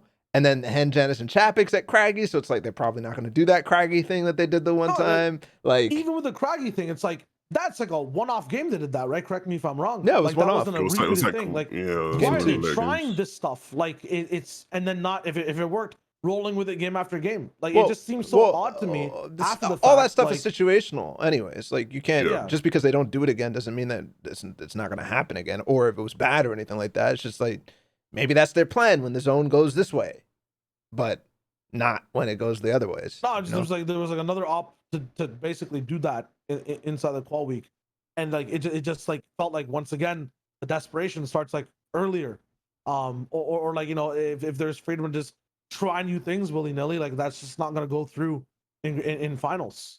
Yeah, I don't know. Yep. I worry about the questions it starts to cause, because for one, Umplify and Matsoe, a big thing with them before they got Benji was like they just need someone like just a bit better than ADN and they could become an elite trio. You know, they got that. They've not become an elite trio. The questions at least for Benji, you know, what do you have to give Benji for him to start winning your events, right? Like that. Those are the questions that will start to sort of come at the end of the season if they don't have any sort of success. Are those warranted, man? I think they are. I think they're warranted. I think it's more specifically the ADN, the ADN one with like Umplify and Matsoe, where like for a lot of people they were like the trio on the come up, you know, and you think to yourself, if you just swap out ADN for Benji, they instantly just will become like an elite trio, right? Like the foundations were there for that. They've gotten that. It hasn't worked out that way. So I don't think that's warranted. I think the idea of swapping out ADN is like to turn them into a lead trio, sure. But Benji comes, and if it's not happening, I don't put all the blame on Umplify and Matsoe here. No, I'm not saying that that's I'm just saying that those are the sort of narratives that could start to come from that. They and I think if that 100% was will, to but I'm come, saying that's bullshit. I think that is so how much? that's So, like so a do you, stupid way to put it, because Benji has been proven to not necessarily bring the elite status that comes with the idea of Benji on a team. and that's why I'm saying that would also lead to people asking that of Benji as well. The issue is though, Right. I think with the way things have sort of gone with that trio, where it is starting to look like Benji is sort of taking more of a leadership role and these kind of things in terms of decision making, then I think it is, right to ask that you guys had this foundation, you had this thing that was very solid, it looked like it worked. It just looked like if you had this extra piece, it would work way better. Yeah. Okay, so maybe the system that we thought you had just wasn't as, good as we thought it was. I think that's fair. I don't think it necessarily means that they're bad or anything. I just think you just sort of still put them at a level where it's like, yeah, they still have a decent way to go before they are considered an elite trio within the region. Yeah. Yeah, That makes sense. It's just the entire dynamic of just sticking Benji into the structure. It seems good, but it's like it's like putting a different type of gas into your car, right? Like Diesel in. Yeah, you put the diesel in, it's gonna change up a little bit of what the engine expects, right? And then the whole car kind of operates a little bit differently. And if this is so cool. Like if they're right here and they just need Benji to kind of go over, but then Benji kind of puts them like, in like a different spot horizontally, and now they're somewhere else and they need to go over again. Like, I don't know. Like yeah, I see what you're getting with it's that. a cool thing. You know what I'm talking about? Like, if Matsoe and Umplify are at their peak and all they need is a good player, but that good player comes in and changes where their peak is, then suddenly everyone's in a different spot. Now many other different things are needed. Now the whole structure's changed. And that's just literally what's happening. Yep. And so yeah, at the end of the day, we're just waiting for them. And looking at the semis, we'll see if they're contested. I've sold my stocks. I'm now reboot fishy wager. So we'll see if it comes through. Talking about the people that have not qualified that we will be seeing in the semis and that didn't play this last week. You're saying ForZR, Nate, and TAYSON. Yeah. What's going on? How is the team of this caliber not making it through to session 4? 11, you're probably the only person who's like, actually, I don't know, Shy, if you were watching session 3 and stuff in the rounds before, but I need to know. I desperately need to know how this team does not make it to round 4. Honestly, it's really scary because they were one of the only teams where you looked at them and it was like, regardless of what happens, they're gonna do well, and regardless of whether they pull zones, regardless of whether the zones are north, east, southwest, wherever it is, they're gonna do well.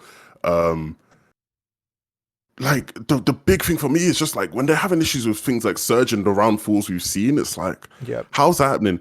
This is a bit of a meme, right? But like they've been having sort of off spawn. It's not like they've just been unbeatable off spawn, right? Like Bloomy Sands, right? People like joking about how Bloomy's the king of sweaty sands, and that's not just like out of nowhere, right? It's like, there's smaller competitions where like Bloomy and whoever is actually winning it over like TAYSON, Nate, and these kind of things. Like they don't look like the unbeatable force they were in preseason. Maybe that was just another case of honeymoon phase. Who knows? Maybe it's just all a lie, and they were just never as good as we thought. Like who knows? But I think for me, when I watch them, the big thing is just like it doesn't. I don't want to say clinical, but it doesn't look as cerebral as it did at one point. It just sort of looks like they're trying to figure things out as they go along, which you wouldn't expect from these guys at all, regardless of even playing together. Like if you look at them as individuals, like Nate, ForZR, TAYSON, you just wouldn't expect them to be in that situation where they just don't look like they have a clue. So yeah, it's the same criticisms basically from previous weeks, where it's like they're stuck in between modes. Yeah, they keep getting like a banner slash reference wise.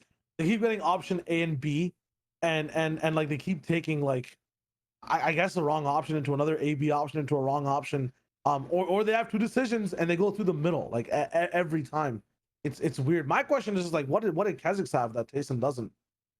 Or like that situation. Like, why were they so dominant with Kazakhs? Was it just because like they were sure about what they wanted to do? Like that whole idea of it doesn't matter if we lose as a squad, go for it. Because for this time, it just feels like right now, with Nate rolling in, like you look at it situationally, you can look at it statistically as well in terms of their numbers. It just always feels like they're caught in a what if situation, and someone's saying one thing, other people are saying another. They're left with like the like a resolved state of mind, and now they're into the next problem, and it's like yes, no, maybe, move on.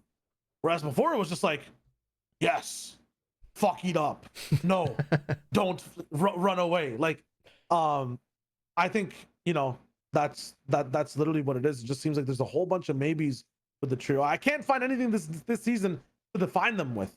I can't. Well, they're really good fighters, right? And I think, like, from last season, the one thing I learned about TAYSON from last season, when playing with Savage and iDrop, was the fact that he really loves to take mid game fights. Like he loves to do that, right? Like that's one thing that like, and you'd think after playing with Mongraal Mitr0, and like they're always like willingness to wanting to W key, and like people sort of seeing him as being the guy that was like, guys, like come on, we can't just always W key. That's not the solution. To find out that he's actually like that himself, where he's just like, yeah, like we should just fight. Like we're gonna kill him anyway. Like let's just take a fight. I think in terms of that, like I think there are definitely questions in terms of their identity there, because I've never really thought of NAE, FNTASIA and Kha'Zix to be a trio like that, and I'm sure there are scenarios where they're sort of having that sort of pushback. It's like, no, we should do this. No, we should do this. No, let's do this. Like we're gonna do this. It'll work. No, you know what I mean? I'm sure there's a bit of that going on, and that could be causing issues. But I get what you mean. I don't see how it's led to a point where they're just not making it to round fours. I never thought regardless of issues, I just never thought there'd be a team where like they're just not getting to round fours. In their round fours, they don't look too special. Like I didn't expect that. Yeah, that's crazy. Was it a spawn thing? I'm looking at the match history. No, this 27th. Yeah, but that'll happen in these no matter what. Like you just have no clue. Yeah. Some games are just gonna be 4 teams at Sweaty or whatever, and it's just like impossible. Well, the fact that they get like only 1 elim out of the times the times they dropped off or died off of spawn, it's kind of monk ass. But in general, the fact that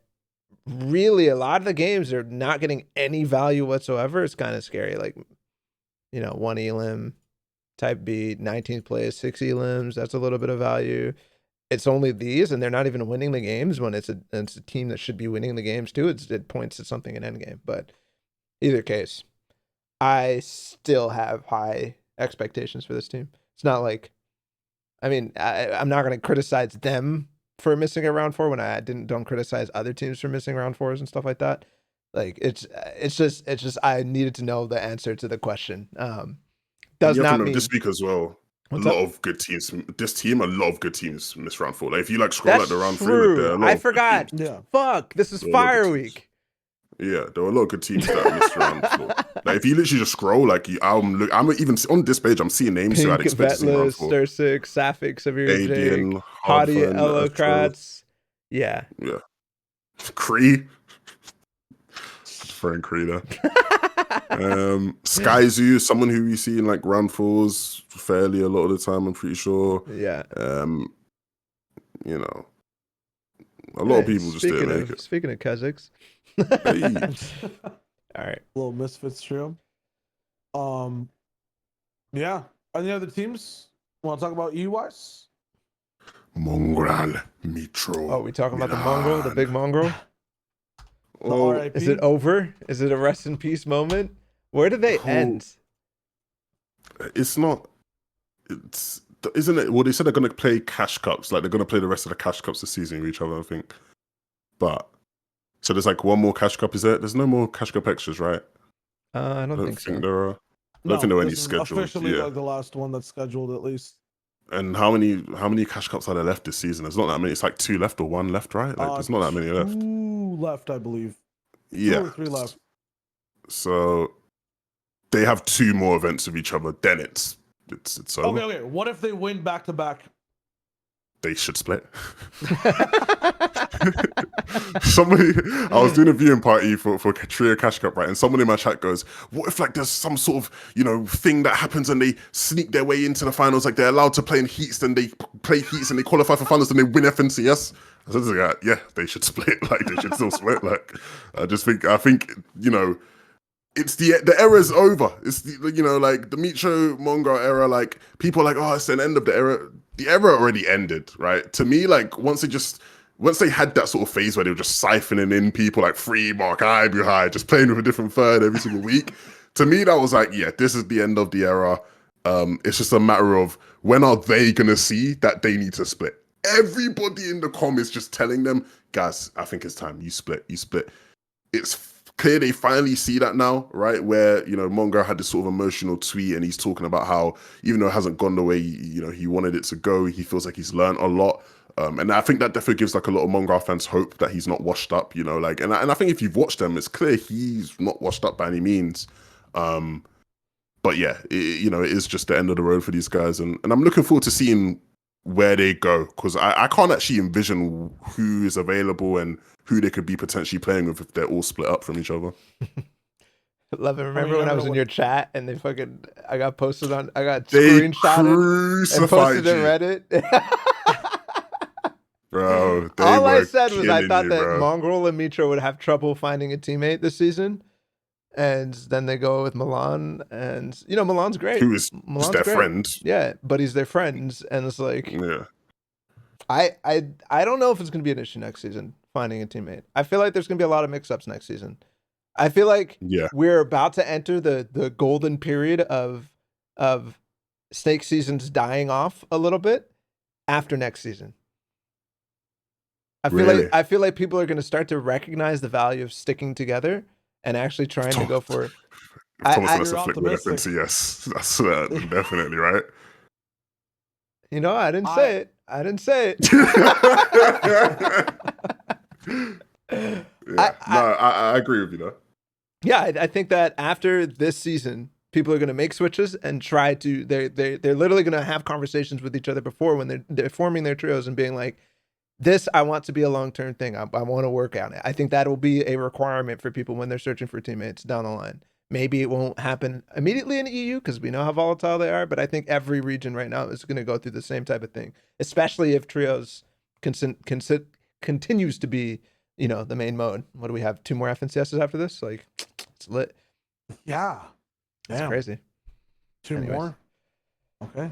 Yeah. All these is IGLing like the new retirement home?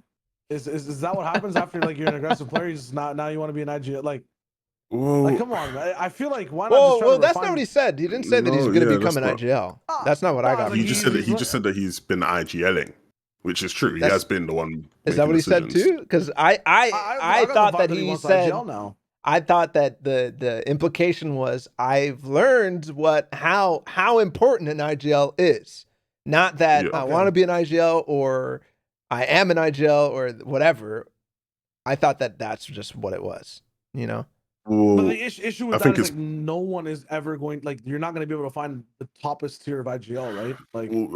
So what it is? Should I literally, let me break this down to you, right? So the problem with Mongraal for a lot of him coming back and after the Benji split and things is that it was clear he was stuck in a very old mindset and he didn't understand the fact that the game has evolved and it's way more complex, right? Because if you look at when he's had success, the layers of depth to it aren't necessarily there, right? He's just shockwaving, crash padding high, launch padding high, I mean, it's never been, in terms of things like understanding, how important layering is, certain positionings mid-game for Surge, these kind of things, it was clear he was very, he was neglecting it a lot, right? And when people who had a better understanding of that would try and correct him on these things, you hear the comms and he's just like, yeah, it's not, it's not that important. Even his attitude to the idea of scrimming, why would you play, the end game is the only fun bit. So why would you play 25 minutes just to get to the end game and play 2 minutes? And, these kind of things. And it was just clear, right?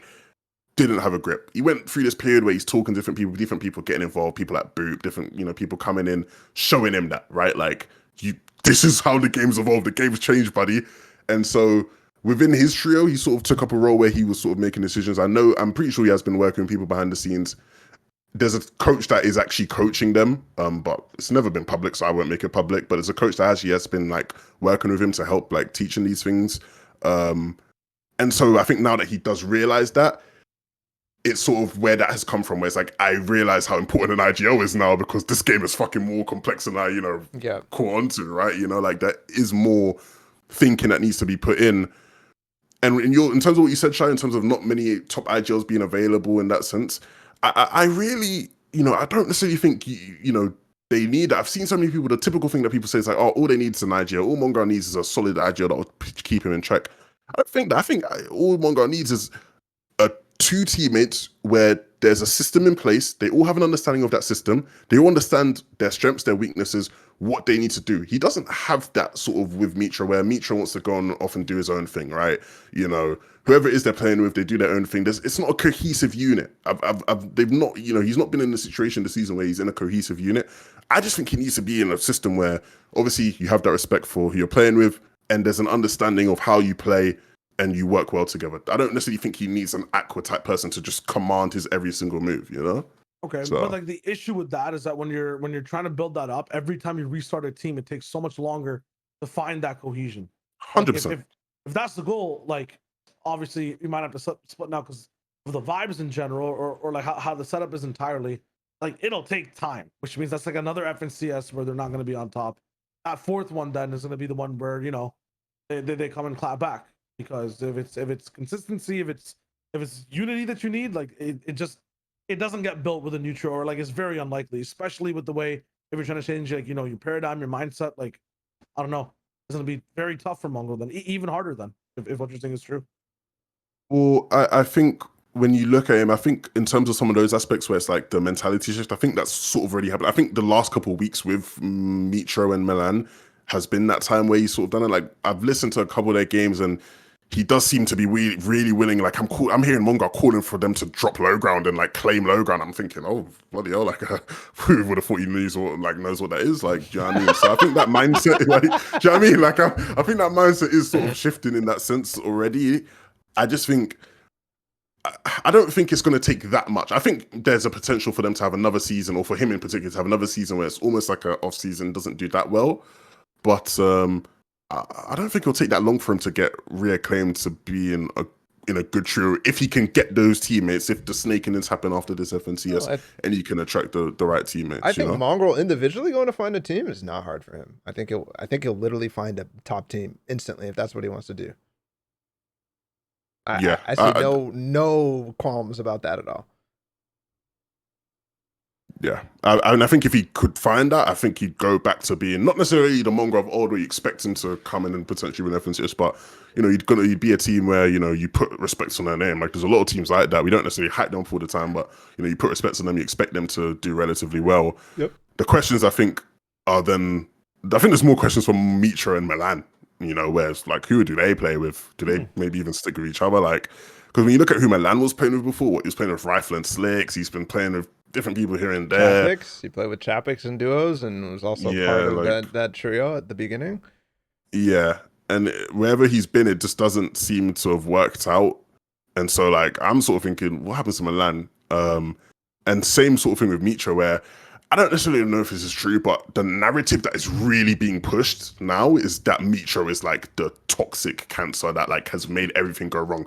And I don't know if it's true, so I've not been able to really sort of be like, no, it's not, or yes, it is. But that's what I see. Like I see people nonstop saying Mitr0 is the reason things are going wrong, and I'm like, well, if that's the case, then maybe the Mitr0 stocks aren't going to be too good for like when he's looking for a trio. Maybe he does like an all Dutch thing, right? He gets like Jaspe and Marine or something like that. One of those kind of trios. Wouldn't that be so funny? Something like that. Fucking Stark season. Imagine that.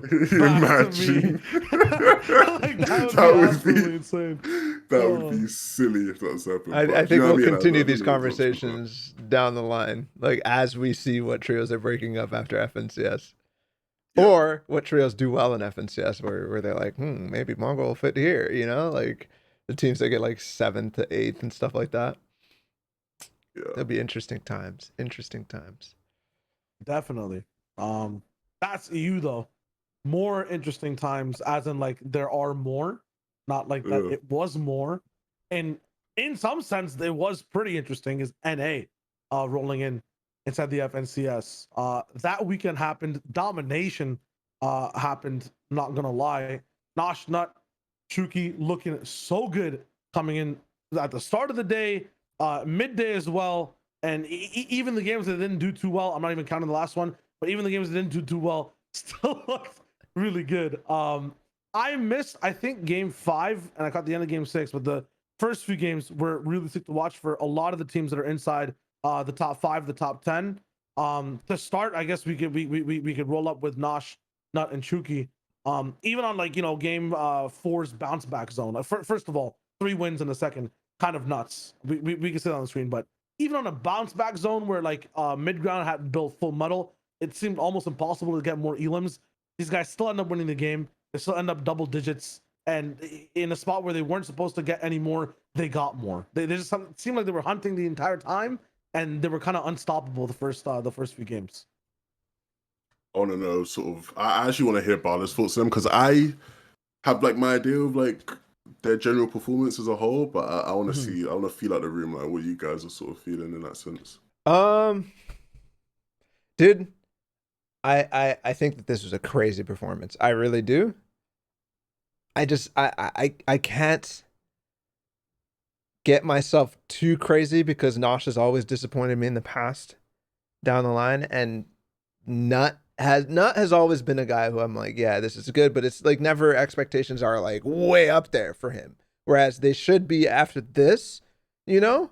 And Chuki, I don't really know much about him at all, to be honest. I think he did like adminning for a while in some of the different discords, but maybe I'm thinking of somebody else. In either case, I think that this was somewhat fortunate by them, somewhat lucky, because every zone felt like it was good for them. I mean, how many times were they just literally sitting on top of Spire and absolutely chilling, you know?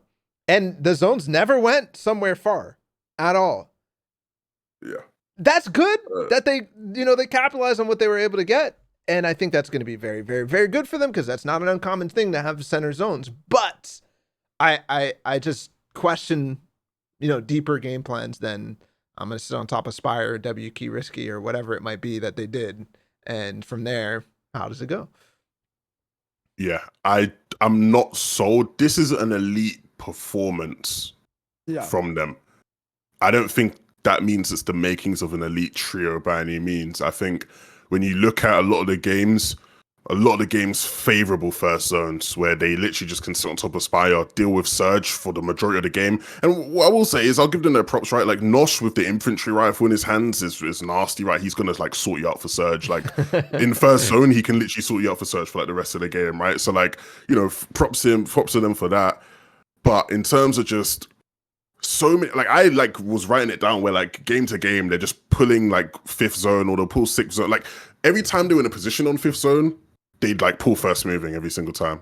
It felt like literally like just they get first moving, and at that point, like when I'm watching it back, I literally see they get first moving. I just switch to another team to watch how they do. Cause I'm like, yeah, they pulled first moving on height, like it's over now. Do you know what I mean? They literally can't mess it up at this stage. And personally, I was much more impressed watching their elite trio.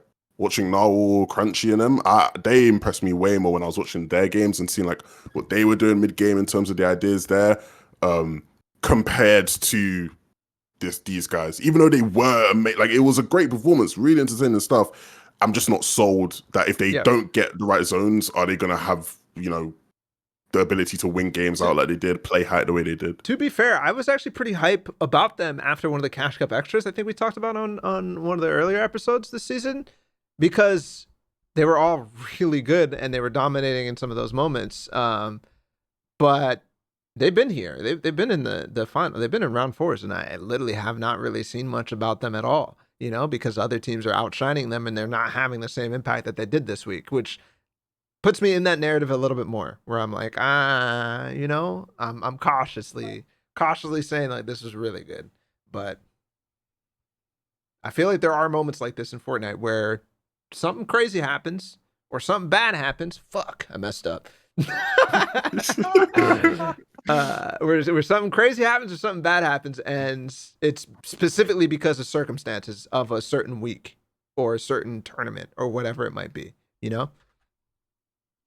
I was Yeah. also going to mention that it's circumstantial due to the fact that it's, you know, same story from EU, that it's week 3.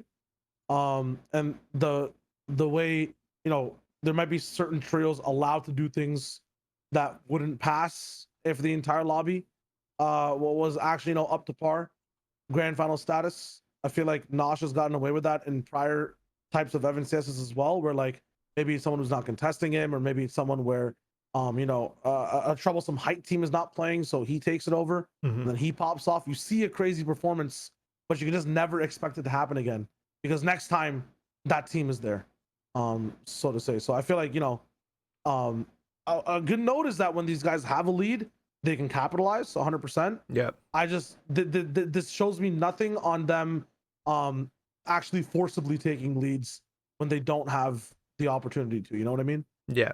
Yeah, and there were some games when I was watching, and like, you know, fifth zone, whatever, they position themselves in fifth zone and they're looking to take height. They're like barely spending any mats. It was like there was nobody in the lobby that was really giving them a tough time. Like, you know, like they'll literally in game 1, it's like Nosh like might use like 10 woods to just like build up, and then he's just got height. And I'm like, what is going on? Do you know what I mean? And it's like, you know, when you go from where I'm watching EU in game 1, where you have a team that's committing 15 like so many mats, right? Like, they're using 1.5 game mats to take height, compared to like where they're not really getting punished, or there's no one really giving them a hard time in that sense. It didn't feel, you know, so like, the one thing for that is like, it's not even the lack of teams, but the team makeup, I think, of the week. Like when you have if you combine, you know, Felix Sparebow a little bit more mid-groundy, a little bit more let's focus central, go for a lot of surge, and then stay within this space the entire time. And you know, you have the XAT boys, you got the console trios, you have a lot of people who like staying low, like staying mid. I think that's one of the major reasons, or major reasons they were allowed to play how they played, and no one really contested. I don't think there were bad teams around per se, but like so many mid ground, low ground teams where it was like height's not even a question. Like why? We just have to look at the fact that Zlem and them, Narwhal, the elite trio, won 2 games, and they were another team that was going for height. You know, Yeah, it's simple. I think that is facts. I think that is the reason why something like this happens. Again, that doesn't mean that either of those guys are bad, but it does make me question the hell out of whether they can replicate it when there are, you know, a different makeup of a lobby, when there are the teams like Zayt, Avery, and Zayt, Avery, Saf, and Avery. I tried. I literally tried not to say Zayt. I was like, let me start with Avery, and I still completely fumbled it. It's just instant. You want to say Zayt, right? too hard, man. It's so hard. It is so hard. I think I was gonna say that even with like the elite trio, right? The games where they went for height, it was literally just a matter of, oh crap, we're elevated 5th and we've just pulled first move in. Yeah, just play height. Do you know what I mean? Like it wasn't even like they didn't seem to me like a team that's proactively looking to play height regardless of the zone. It just looked like, for me, they were just peppers, like didn't they? in good position. Well, yeah, they did have peppers, but like there were a couple games where like they're playing really, they're committing to dead side. Like one thing I noticed about them was just like they never really were getting surge dealt with, so they're always like bouncing around like they're maybe like 10 below, but they can get like the tags and then they can deal with it. So like they didn't feel like a team that was like really committing to playing high. They did have peppers. They did some games, because they land Slurpee, so it wasn't like consistent. Yeah, I was wondering where they were getting their peppers. Huh? Yeah. It was silly, right? Because like, you know, first game I'm watching, I think they came like second or something. Well, not that they came second, but there was like it was a craggy zone, right? So, you know, it's literally like triple pull towards craggy, and you know how that gets, right? It gets so congested around the south of that kind of zone. Like the whole lobby's basically in the south of that zone. And I look at the map and I see one team just like at the top of the zone in craggy. And I'm just assuming, oh yeah, you know, it's the craggy team, you know, so they've just been vibing here the whole game. Essentially, zone just keeps pulling on them. It's actually like they're the only team like just positioning in zone, clicking them. And it's now when I didn't know much about them in terms of where they land prior. So next game, I'm watching them off spawn, and they're landing Slurpee, and I'm like, okay, all right. I'm starting to get a picture here, because you know what I mean? Because there's a game, you know, no peppers for the Spire either, right? I'm like, where the hell did these guys get their peppers? They got that was game 2, the one we just watched. They took height against Beef and Lupien in them, I'm like, wow, they have peppers. This is so strange. They got 3 kills in the mid game. So I'm guessing, bro. I'm guessing. I don't know who was there. I don't know who was there, but the caddy corner team was just selling peppers. Stinking up the lobby. Just say how it is. They're just stinking up the lobby, man. Just getting the peppers, just dashing them out to anyone who wants them. Like, now, honestly, that happens, man. You know, you get lobby fodder. Hopefully, the team isn't actually like a good team. Maybe it was a different team. Like a god team. Imagine it's just a good team. Like, nah. I was in shock, man. I remember I literally had to go back to the first game when they were craggy, and I was like, how did they end up here? Like, they're literally the Slurpee team, and they're the only one dead side, like 3rd zone, when it's a craggy zone. Like, and for me, that's when I started to realize, okay, these guys have their mid game, like, just beautiful. Beautiful. Do you know what I mean? So, that's good, because Nosh, Nut, and Chucky, I didn't see anything special out of their mid game at all. So no, that aspect, maybe I'm like a little more hyped from the elite guys. And you're talking about that aspect. We could check out that aspect as well. This is big redemption, right? This is huge redemption. Off of last week, because correct me if I'm wrong, there's like what, maybe I'm thinking about extra, but they were right beside what's it called? Aspect and Animal. They were right beside Animal at like 30th, right? 30th, 31st. Oh shit, they got 30th? Yeah, they were down there. Yeah, Aspect and Animal side by side. And then they roll in this week and they get 3rd. Yeah. Like, is it the week 3 emptiness? Is it like how does that drastic change happen? 32nd, 30th, and 3rd. Yeah. So I'll tell you how. It's that they stop with the ego, man. They stop with the ego. They go Cammy split, and all of a sudden they're good. It's simple. Like I think we're at a point right now where everybody's realizing that griefing your spot and conditionally whatever. And I know we already had these conversations, so I won't go too long on it. But it's very obvious, especially with this format, that playing for, playing egoless is much better, especially when it comes to your drop spot. Just come up with another plan. Come up with another idea. Try to figure something else that'll work for you, because your presence alone as a good team will be enough for people to see the leaderboard, see you as a good team. I mean, these guys already have history. It's not like people think that they're bad fighters or they're unknown or something like that, So it's like their presence alone is going to push people away. Maybe it's not everybody. Maybe there's still some people who are messing with you, but like I feel like that's kind of what happened to Anas, Thomas, and Flick in some cases, where they don't necessarily have this fighting reputation where they're going to grief their spot, It's just they go to Dirty Docks, but they also leave, and they're also Thomas, Anas, and Flick, so nobody's going to contest them. Compared to Zayt, Saf and Stretch, some other guys that fight consistently, Boga, Clix, and Bizzle, where it's like they're known to grief their spot. It's like that's inviting people to fight them almost. It's so strange. I don't know. I think this is the realization point where people are going to stop doing this, especially with a result like this. I think people will realize, but still not care. Especially in the first 2 weeks. I feel like people will pivot on week 3 if the format stays the same. Like this just screams it's just another situation of what do we watch? The Floki situation, right? Like it's just all it is. I feel like finals won't change much. Yeah. They go right back to what they were doing before. We have to remember that there were soccer players at Pleasant Park, so True. So there's a big reason for them not to go Pleasant Park. Like aside from, trying to find something uncontested. But even X-Set went up, man. Match at flipping Pleasant. Yeah, I think guys X-Set went up because like they actually had some people to kill for once, or something to play around on low and mid ground. Like when I saw that, they didn't seem like it was really just basic stuff. Like they were playing low ground, but like it didn't seem like it. Honestly, a part of what I can't remember which one of you said it, but like a part of the whole aspect of just like it's just qualifier free. There's just not necessarily as many of the top teams that are going to cause you issues. Like I just wasn't too impressed when I watched them. I know they performed decent on the day, like, you know, what, top 10 is still, not too bad, especially since, it sort of felt like they were on like a downward trend, but I wasn't impressed by anything. I didn't see anything and be like, oh wow, like they're a top low ground team. Oh, Scented doesn't want anything with these guys. You know what I mean? I didn't feel like that at all. I just thought, oh, yep, they're playing low ground, pretty standard stuff. Teams dropping down, yep, just hold out your pumps, shoot. But you know what I mean? Like, it didn't feel special to me. Is that like, so if a team is getting better week after week, I have to be careful then of hyping that up then, right? Just in general, because week after week the competition is kind of degrading. Yeah, but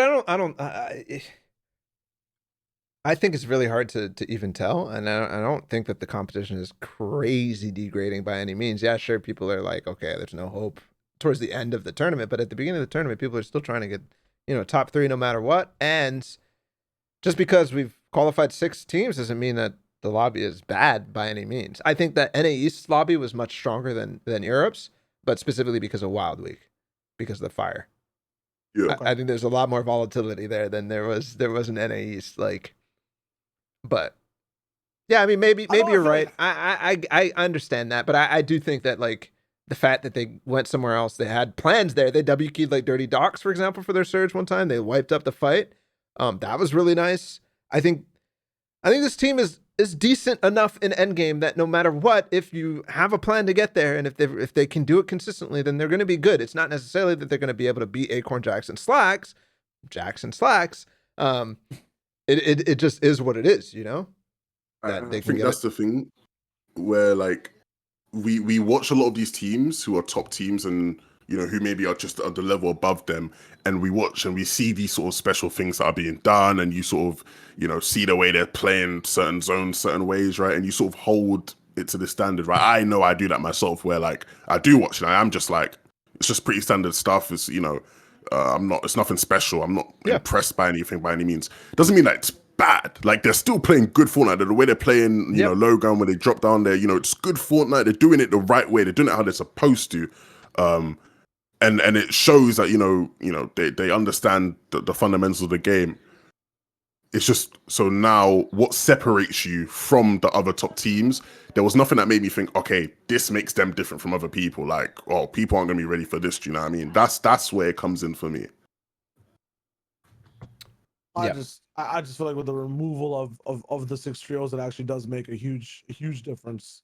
And like we were talking about the fact that the conditioning kind of argument is changing. It's because of that, reason that people are not going to be able to play twice. Xset wouldn't have been a talking point at all if Sensei Commandment would be able to play this week, like things like that. Oh, so you mean Cazz who fishing them, or are you saying Xset? I'm saying Xset. Oh, okay, and literally anyone else that was playing that low as well. Nah, I disagree with that. I think people put way too much stock on how many low ground teams there are. I think low ground is a symbiotic place. It's just a matter about how good you are. Yeah, I mean sometimes you'll run into them, but like you just think about how many low ground teams have been successful. Even in NA East, like Reverse 2K, Acorn Jack and Slacks have played low ground last couple seasons. Scented Edgy Commandment, blah blah blah blah blah. Like the list goes on. I don't think that there's like, there's probably a breaking point of this is way too many low ground teams. The best one will win and everybody else will do terribly. But nah. Theoretically, right? Like the way that low ground plays is there's enough space for a bunch of people, and then that converges on the end. So no matter what, all of those guys will rise up and get placement. Yeah. But, in terms of like first place, top 5 finishes, there's only ever like 1 or 2 teams. Low ground teams are never winning anyways.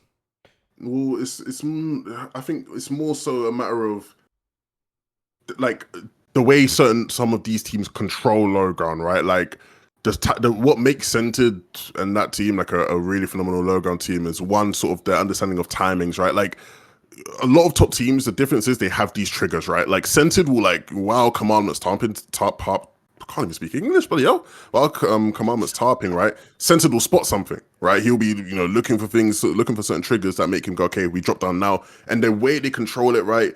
There's certain things that are there that make them sort of a better low ground team than others. the difference is that anyone else, like any other top team, can play low ground to a good level, like a way like the exec guys can. So I don't necessarily think I sort of agree in the fact that I don't think it's a big thing of, oh, these guys in the lobby, so you can't play low ground. I think it's more so just that you know you're gonna just sort of, you're not gonna be able to get it the way they do because they're more proactive than you. They're gonna get it faster. Yeah. They're gonna spot this faster and take control of it better before you can. A lot of the time, I think is the issue. So, or you might commit to it too early, so then you end up wasting all your resources. Then they drop down and capitalize on that. Do you know what I mean? Like these things, I think a lot of the things, like the skill gap isn't in necessarily you're more mechanical. You in general can just play low ground better, whereas they just identify certain things better. They make better decisions than you. I think that is what the difference is with a lot of the better low ground teams, and even any other team, a high team, a mid ground team, whatever it is. Let's talk stocks, and doesn't matter if they're low ground or not, for past the top three, right? Like all the other teams that were showing up in NAE's FELIXLIVE, Sparebo, in terms of how their game looked, how their game plan looked. I've always thought that this trio has been one where, yes, in qual weeks and semis, there should be one to watch. In third party events, they have their game, but then as soon as it comes to finals, not the strats might not be advanced enough. They don't hang around in top 5, top 10. This squall kind of showed me that like kind of their post fourth zone strat is kind of sound. It's pretty solid. You know, transferring to whether they want to play mid or low or just reacting to things going on around them. It's good. But have they kind of graduated from that, you know, kind of barrier? Have they pushed it past the barrier from where they are now? In terms of how they look. I think this team needs more firepower. I don't know how they're going to get it or what they do, but I think they need more firepower. Everything in mid game looks great for them. I think they're actually one of the better positional teams. Like they're clearly from the school of Zayt, you know, very clearly. I mean, it's one of his students, bro. Like this man studied hard. Legitimately, he is. They are Sparebo, not so much, but Felix, and clearly Felix is the thinker in this. They have every single time they're in a good power position somewhere on the map. Like sometimes it was like the north range of Lazy Lake. I don't actually know where they're dropping, but sometimes it was the center island or center mountain and they were fighting for it. Sometimes it was over towards Dirty Docks, whenever the zone was. They just always had somewhere good, and that sets you up for surge as long as you have the players who can convert on some AR shots, and they always have good setup. You know, these sort of things will lead to them being, they were what, third place the entire tournament? They got unlucky in the last game. They jumped up to like second sometimes. They were like flipping back and forth, and then that last game, Aspect 2 Fishy just like popped. So then it was just like, yeah, it's kind of weird for them. Little choke, it happens. I think they need more power. Like Sparebo's the only guy on this team right now that to me is popping off. Posed is almost there. Felix is not. He's not. But then at the same time, Felix is sort of the heart of the team, right? Like you sort of need him for the system to work. You need him for the system to work. I'm not saying you drop Felix at all. I'm saying that the reason why this trio is good is because of Felix. But the reason this trio is not amazing is probably because of all of them. Like in general, their firepower is just not there. Could they build it over time, or is it a switch up? I feel they could build it, but I feel like Sparebo's been at a hard peak for a long time. I don't know much about post, but I felt like Sparebo regressed actually for a while. I don't know why. Back when he was playing with Infamous, I just didn't feel like the same. This wasn't the same kid from Anaheim, you know.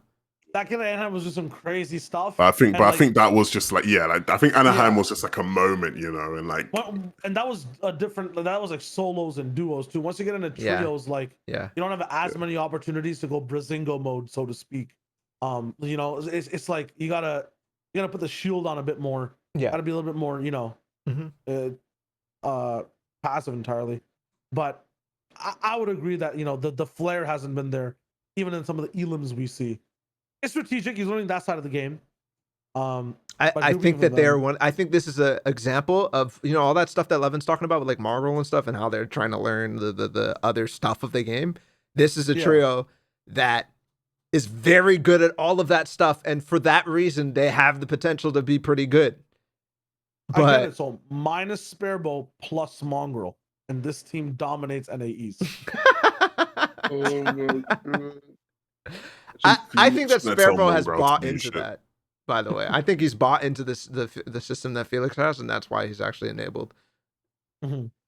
But Yeah, I agree with that. I don't know. Pose is sort of the only one I don't know too much about, and that's why like my brain is telling me minus Pose plus somebody else. But that's not fair on him. Like that's not fair on him. To be fair, but I do see that being an issue for them, right? Harpoon Like is if so you, good.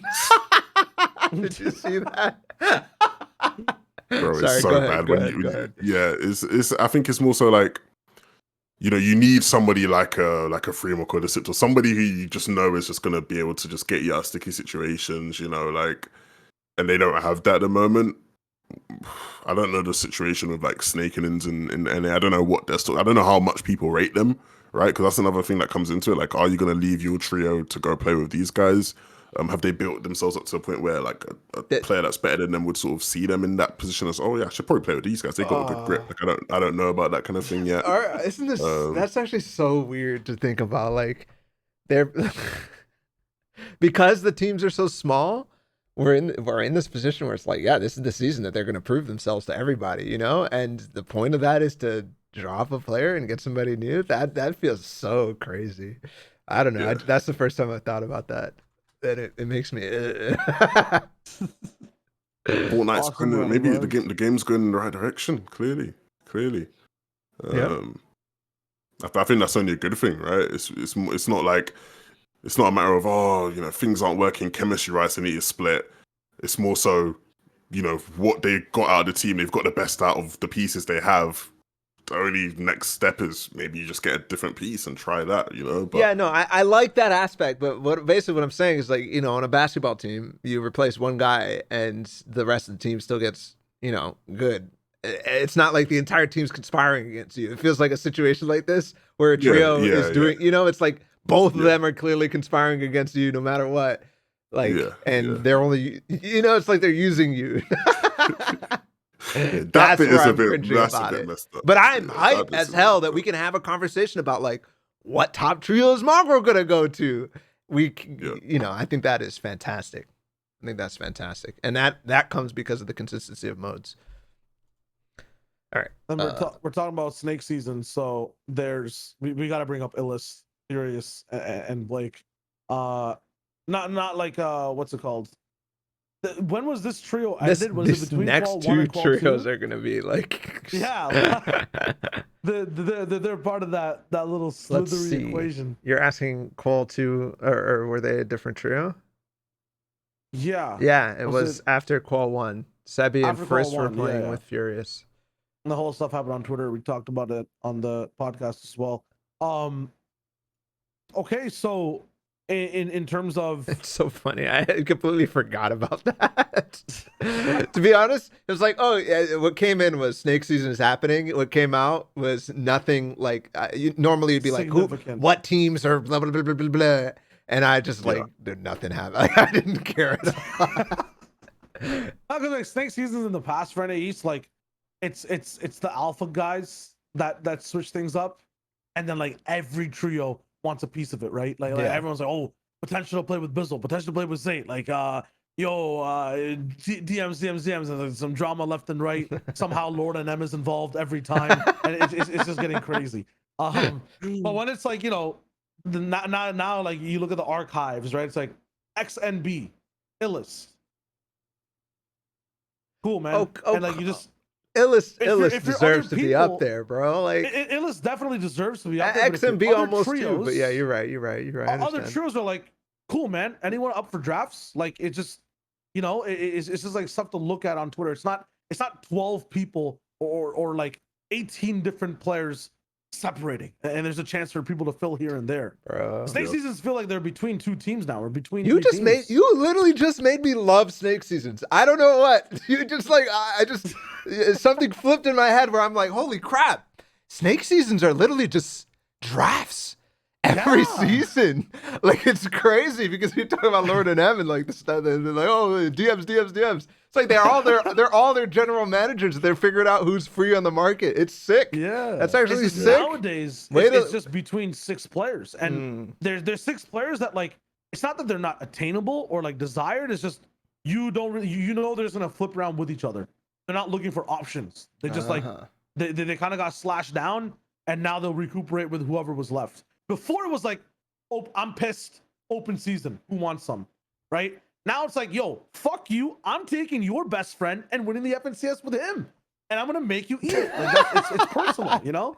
Like Yeah. it's that's what's changed. I feel like. And yeah, they're side by side. Like these guys were the ones beefing, right? I think Calc's also part of the equation, but he came through in 13th.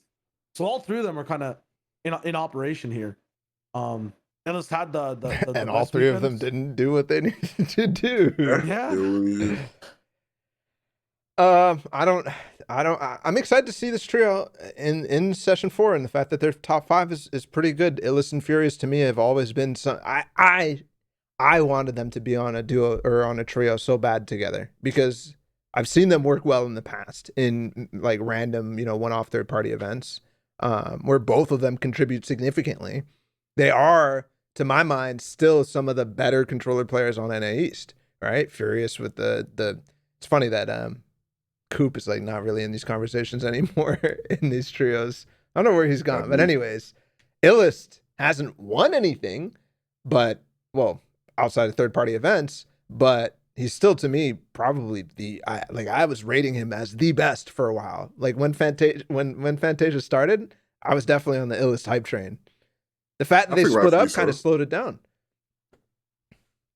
I was just gonna say, I think you were right to feel that way at the time. Like back then, I think, competition-wise, you look at who you'd be comparing him to. I think it'd be fair to say, he was the best controller player then. Sort of like right before like Mirror Day started to pop off and things of that nature. I think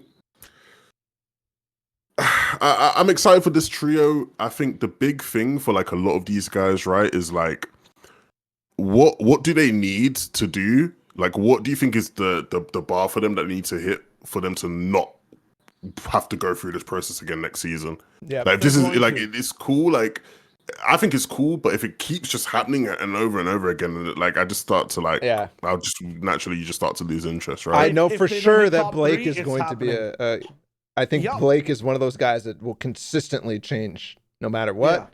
Illest, I'm hearing that he's the same type of way. I don't know about Furious, but I know that like Blake has been on. We can just go through his teams. It's ridiculous. It's absolutely ridiculous. Like there were memes on Twitter with like Blake as well in terms of like, every time you tune in the stream, you'll find a different pro like that he's playing with. Like, it's he likes to get around. Yeah. If they don't get top 3, I don't think they stay together.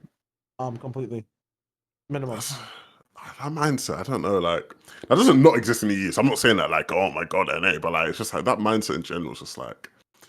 That's crazy to think. I don't know. At the same time, like if what Balla's saying is true, we kind of feel that way of that people are starting to learn that sticking together is better, and these guys have been through much already with the team swaps in FNCS.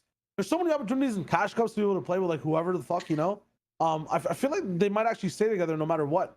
If they get above top 15, if they have a good time and there's stuff to learn from this FNCS. Both ends of the spectrum here, Jesus Christ. Yeah, I said top 3, but I'm thinking about it for a second. It's like, how complicated is it for these individuals, like Illis, Blake, guys who are known to, flip flop sometimes, end up on different trails, to find a new home and have it reliable, Well, do you think that's within their reach? Like, do you think they could get like a top 3 in FNTASIA? Like, from what you've seen of them so far, like, do you think they could even achieve that?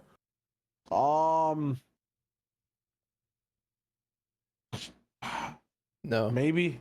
No, because it's like it's all good. It's all good. Like, oh yeah, I think they're together until they get top 3. But like, if they're not gonna ever get it, then it's like. I think that they're very clearly a tier below the guys who are up there right now, like Santa Commandment. I think it's just organization. I think it's just because of the organization. I think individually they might have the talent, to ride up there up top, but just the way they present their game compared to people who have set strats on low, high, or like have a goal every game off their drop. they're just kind of caught in like what's that thing called between heaven and hell? Purgatory. Limbo. Purgatory. Yeah, Yeah. they're like the purgatory trio. Purgatory. However the fuck you pronounce it. They're that type beat. Yeah. I want to see Ronaldo with these guys. With It Illis. just reminds me of like Blake the Ronaldo is just a dope duo with anyone that rolls through, man. Like Ronaldo was playing today. Where did he place? Or not today, so on the Yeah, day. he was playing. He was playing with like Okus and Mikey. Okus. Yeah, cool. It just reminds me of like the OG French CS roster shuffles that just would always happen. You knew it was always going to happen regardless. If they didn't win the major, like they're just going to roster shuffle, right? Like that's what it reminds me of. Yeah, that's. I think we definitely should be paying attention. But I would love to see the actual Ronaldo Furious Illist trio. That one just was so fun to me. It only happened for one event, which was sad. Sad. Can we move on to Kreo? Are you guys? yeah.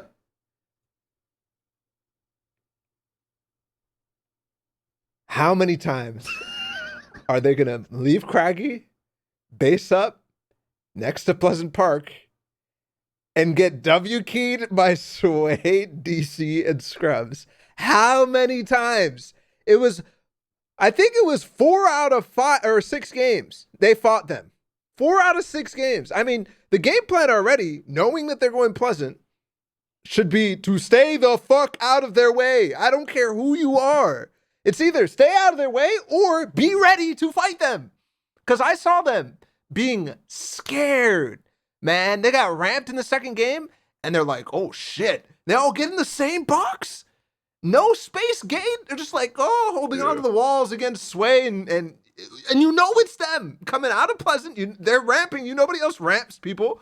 Like, you know it's them. And they just like, I found it so strange. I don't know what the idea is. I don't know like how that wasn't fixed throughout the day either, but that cost them the qual. Because they had 2 games. They played 2 games and they got that. They played 2 games and they got this. 6th place, 143 points. Yeah, and I think after the first game as well, like, you know, I was really optimistic where it like they initially went for height. This is the one thing for me. It was like with a lot of teams this season, like if you look at even like a team like Andilex's team in EU, right? Like they look for height, they didn't get it. A lot of teams just sort of fall away, like it just goes wrong, right? They went for height in the first game, you know, Nosh and them alphaed it up, dropped down, and they still have a really good game. You know, 4th place, a bunch of limbs, like a qual should have been. Do you know what I mean? Like they should have qualled realistically, like. You know, you give them a chance to play this again, like you replay the lobbies, you know, you'd expect them to qual, but I don't know, man. Just you lose to the MLS All-Stars, like flipping out. That's what it is. You know what I mean? Bro, they lost to the MLS All-Stars. Look at this. This is it right here. This is them getting keyed. The green arrows. Oh, I think it's maybe later in the game. But like it just it's crazy to me. It was crazy to me. They just pissed off the wrong people, I guess, you know? And the funny part is, like, I really think that they should be able to go toe to toe with Sway and them. Like, they're not in creative. Okay, it is this moment. Like, they're not in creative. They're in a tournament. You know that they're not gonna play the same. You also know the whole reason why, like, you should be better than them is because they're not in situations where they're getting third partied and spanned by the entire lobby. You know, that's those situations are what make you playing tournament modes much harder. That's what makes Sway and them not do well in situations like this. This is like they see them ramp them and then they start shooting out the window at another team, which gives them attention, and then all of a sudden they start pushing and then they get spammed. It's like these things they happened 4 times, I'm telling you. So yeah, they should have qualled. I think that they're gonna still do well, but I question the hell out of what was happening in this tournament. That's all there is. It's not like some crazy hot take. Yeah. It's not like I'm saying they're bad or anything. I'm just like, what the hell? And then they're still good because they still did well. Yeah. This kind of like X Factor team that might roll in and do something weird. And you know, the reaction isn't what you would expect from a team like Kreo, Bully, and XNB. I feel like it's a lot more replicable in semifinals as well, right? Like weird things happening to where if they're basing up, it might not be like, you know, a creative team like Sway's rolling in, but yeah, if they're just bad at reacting to anomalies, that could mean that they don't qual, right? Like, this is so wild, but it's all in the same box. But it's like, you know, this just seems like it's not the fact that it's Sway that's here. It's not even that they should know that it's happening. I feel like, you know, they can see it coming from kind of a mile away. It just looks like an anomaly type situation. They didn't react to it right. Seems to have happened multiple games in a row. If rolling into semis, that just sounds like semifinals to me. That actually just sounds like the makeup of semifinals is there will be teams doing some weird shit and everyone's trying to get top 6. Your job is to adapt to weird shit and qualify. Yep. If you're a good team, you already set the qual. You just have to make your way through weird shit. If these guys can't handle weird shit, man, it's like, are they gonna actually qualify through semis? Yeah. Yeah, I think that's the point. I think that's the point. Yeah. There's a massive question right now. But granted, I'll use the term again, weird shit might not happen. So who knows? Yeah. Who knows? All right. Oh, this goes all the way. I forgot this is the moment that Sway just like dances in zone after all is done. Anyways. We talked a bit about the X set boys. I want to talk more about the console trio in general because they're popping up everywhere. No Bluepian in them? Yeah, They have their own FNCS this weekend. Yeah, these guys are eating bread, man. They're taking some of the big bag. They're going back home and being like, "Yo, what's up? We just left. How's the family doing? You know, you guys got any birthday presents for us?" But like in terms of like how they're looking week to week, I think also in the Cash Cups, they were relevant this week. They're just surviving more so than they ever were in previous FNCSs in general or previous situations. This will be a team that had a lot of struggles with Surge in the past, especially I think last FNCS. And then now rolling in here, we're seeing them consistently making it past half and half in creative ways. Like I feel like max zones, they actually have a better chance at dealing with and playing with over week after week or tournament after tournament compared to when they have zone. I don't know how they're doing it, but they're here. Yeah, this is another team that like I think all 3 weeks they're so close to qualifying. I don't see improvement from them week to week though, but they're good. Like you're right. It's a FELIXLIVE type beat where they're kind of peaked. No, because I don't see any massive strengths from them. You know, maybe that's because I'm not watching them enough. But I don't see, like, for FELIXLIVE, I see a massive strength where if they get a heat where there's no really good positional players, they'll probably, like, they can probably do very well. But I don't see that from these guys. For these guys, I just feel like they know how to get to an end game, or they just know how to make it to that half and half. Do they? Because I remember specifically having a conversation about Nanolite griefing them last FNTASIA. Yeah, but if it's a normal type situation, if and they're dealt bad cards, right? If they're not hunted down by a specific team, or you know, I guess that bridge play is kind of suspect entirely. But like, it just seems like game to game, they're in the end game. The weakness is more so they just don't have that pop once they're in those final moments. Once they're box to box against teams and the zone's getting closer and closer, it's like that's where they kind of struggle. I feel like mid game they have the survivability aspect down. Maybe there's one or two instances where they get grief, so to speak, and make a bad decision. But I feel like they just lack the pop more so than just don't know what they're doing. Yeah, I feel like these guys are sort of lacking that spark. For the most part, like with a lot of teams, I felt like had a good grip of like general like mid game concepts and like being able to get to, you know, these stages like 50-50, etc. I think for the most part, one thing for them that I think is like an issue is like win condition. Like, okay, you get in a decent position, like you get end game.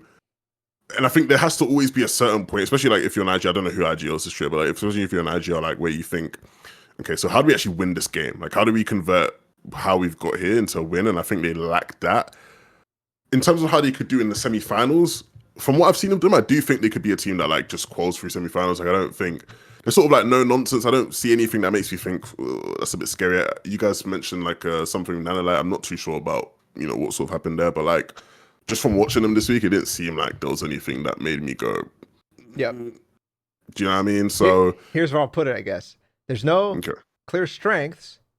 There's also no clear weaknesses, which might be a strength, I guess, depending on how you look at it. But Sounds like a CV. What are your Right. weaknesses? My biggest weakness is my biggest weakness is my strengths just get in my way. You know, just you know what I mean. Just one of them ones. Yeah, but I get but you. see, that's the thing. They're applying for a job. It's the FNTASIA Grand Finals, and they got no strengths.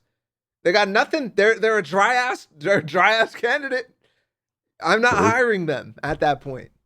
That's like they're sure, whatever. Like, okay, your resume is your resume. And so far the resume is the resume. It literally is like a couple of 6th places, very close to qualifying. But you're not putting the resume at the bottom of the pile, you know, it's not going in the trash. I'm probably tossing it.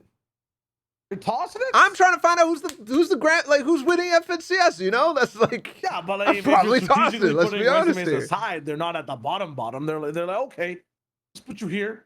I don't really know what to do with you. Good job applying.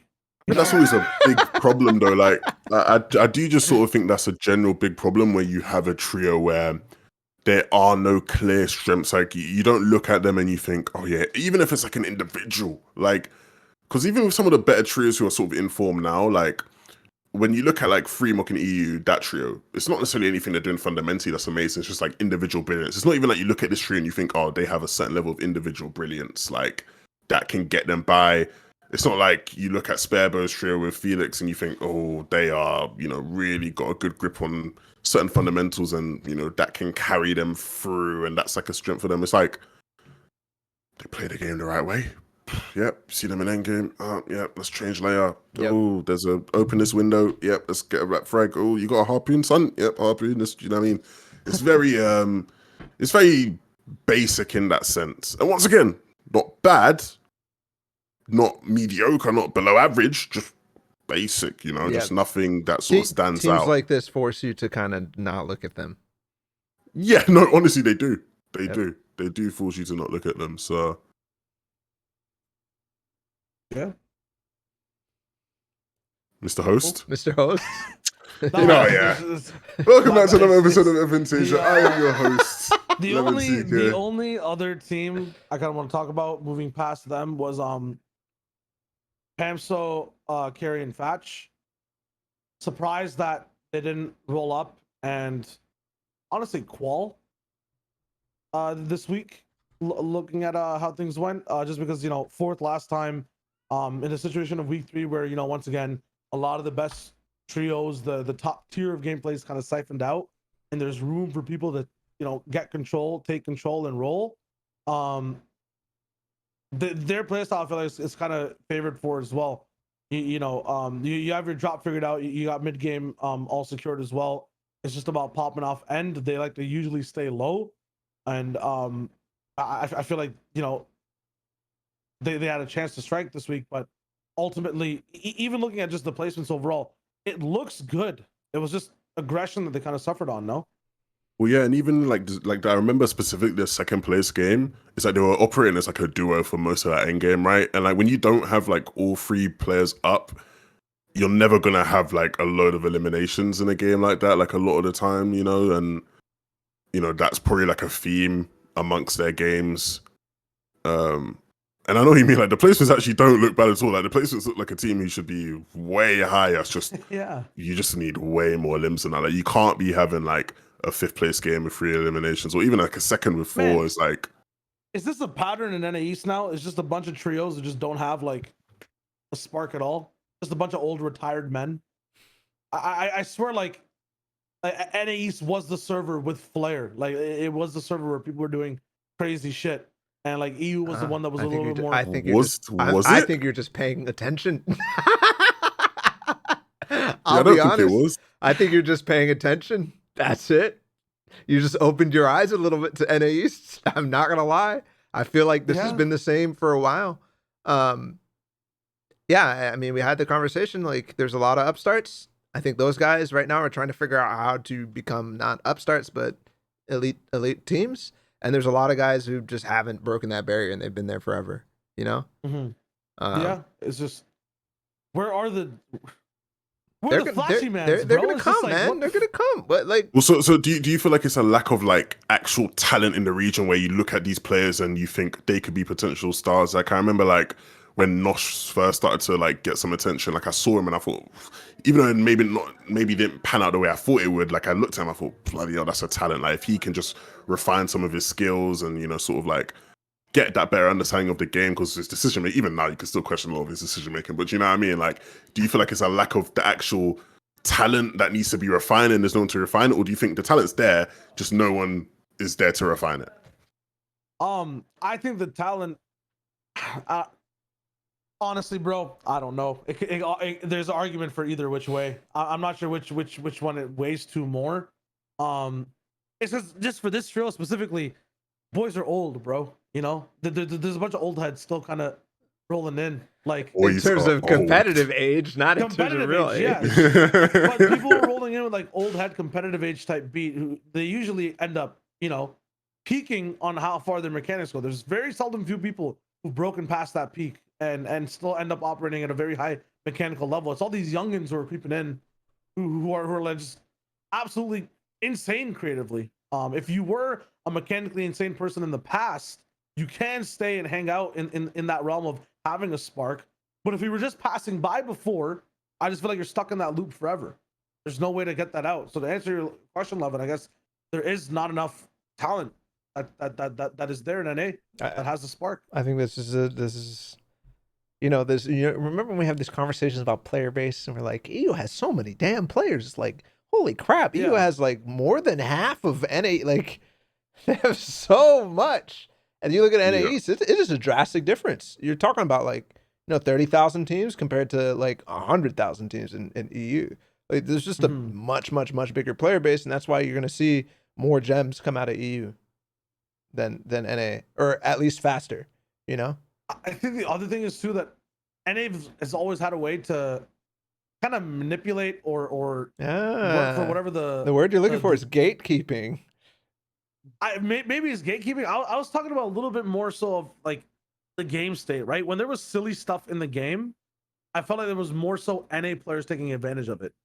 When it comes to raw gunplay and like metas that need that skill type beat, yeah, there was like more controller players on NA. Yeah, 100%. It's weird. It's weird that you say that though, like with the whole gatekeep aspect, because I would have thought that where it's more gate kept, you have a lot more sort of just people who just have the talent, right? Because man, they don't like gatekeep, so the talented players don't take your spot. No, but it's more so like you can continue to. Okay, maybe I'm thinking about it in like comparison to like other games and even like with certain sports, right? Where you have a bunch of these talented people, but because they're gate kept, they don't have anybody to help them refine their talent. Like if you're someone who gets into like elite scrims back when it was like the best sort of scrims that you could possibly get, like cool, whether you're talented or not, you're just learning how to play the game at a high level that nobody else sort of gets that experience, right? So I would have thought that with like the gatekeeping, you get a bunch of just talent who just don't know how to really use it well. No, but like the type of gatekeeping that was there is that if there was anyone who was remotely talented and they showed that talent, right? Like you're an aggressive fighter. That's usually what it was. That when you let it in terms of talent, and you end up fighting, you take a fight or something, you shit on someone, and it's plausible. They're like, "What are you doing, bro? You know, you can't be fighting. You can't be showing us your talent. Learn the game." So even if you put a talented person in there, Levin, it's like they just become brainwashed, and like they stop fighting more and more and more.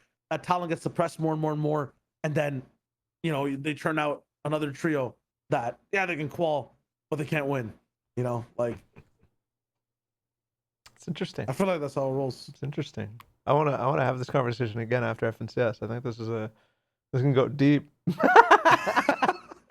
Start talking about like just the effects of the way we used to do things, and chapter 1 has now led to the talent pool right now. And it's funny because to be fair, when you actually said that, Balla, just now in terms of like the actual number player count thing, right before that, I was literally thinking, when I watch like the small things I watch from like the Brazilian region, like Brazil just looks like it's mad with talent that just isn't refined, right?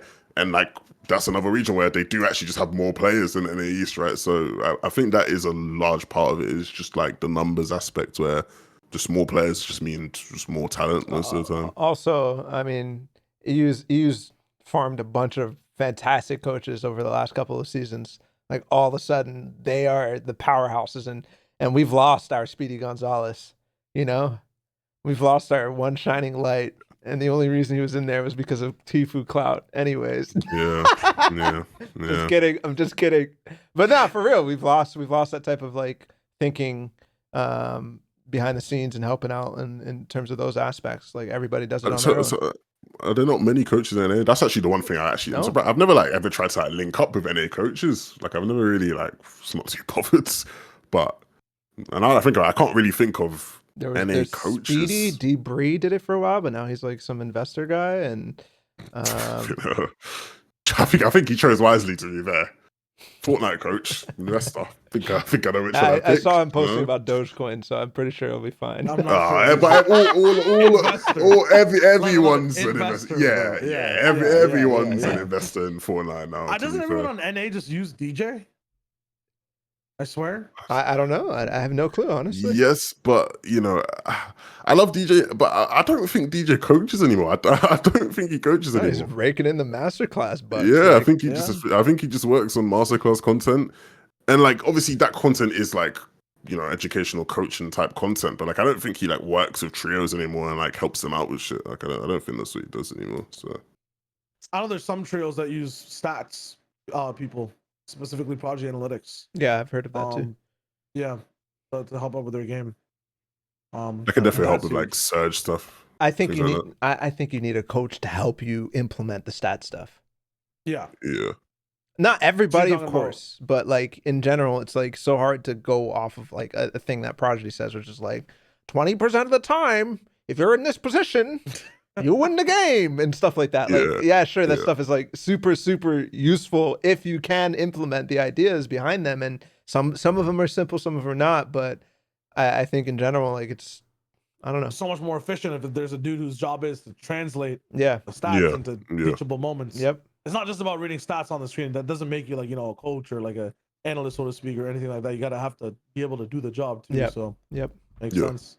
It's about presenting the data, right? Like that's the key thing. That's like what separates actual good like analysts in like sports and shit, right? Just how they present data. Exactly. So 13th Calcs team. You guys want to talk about Sway?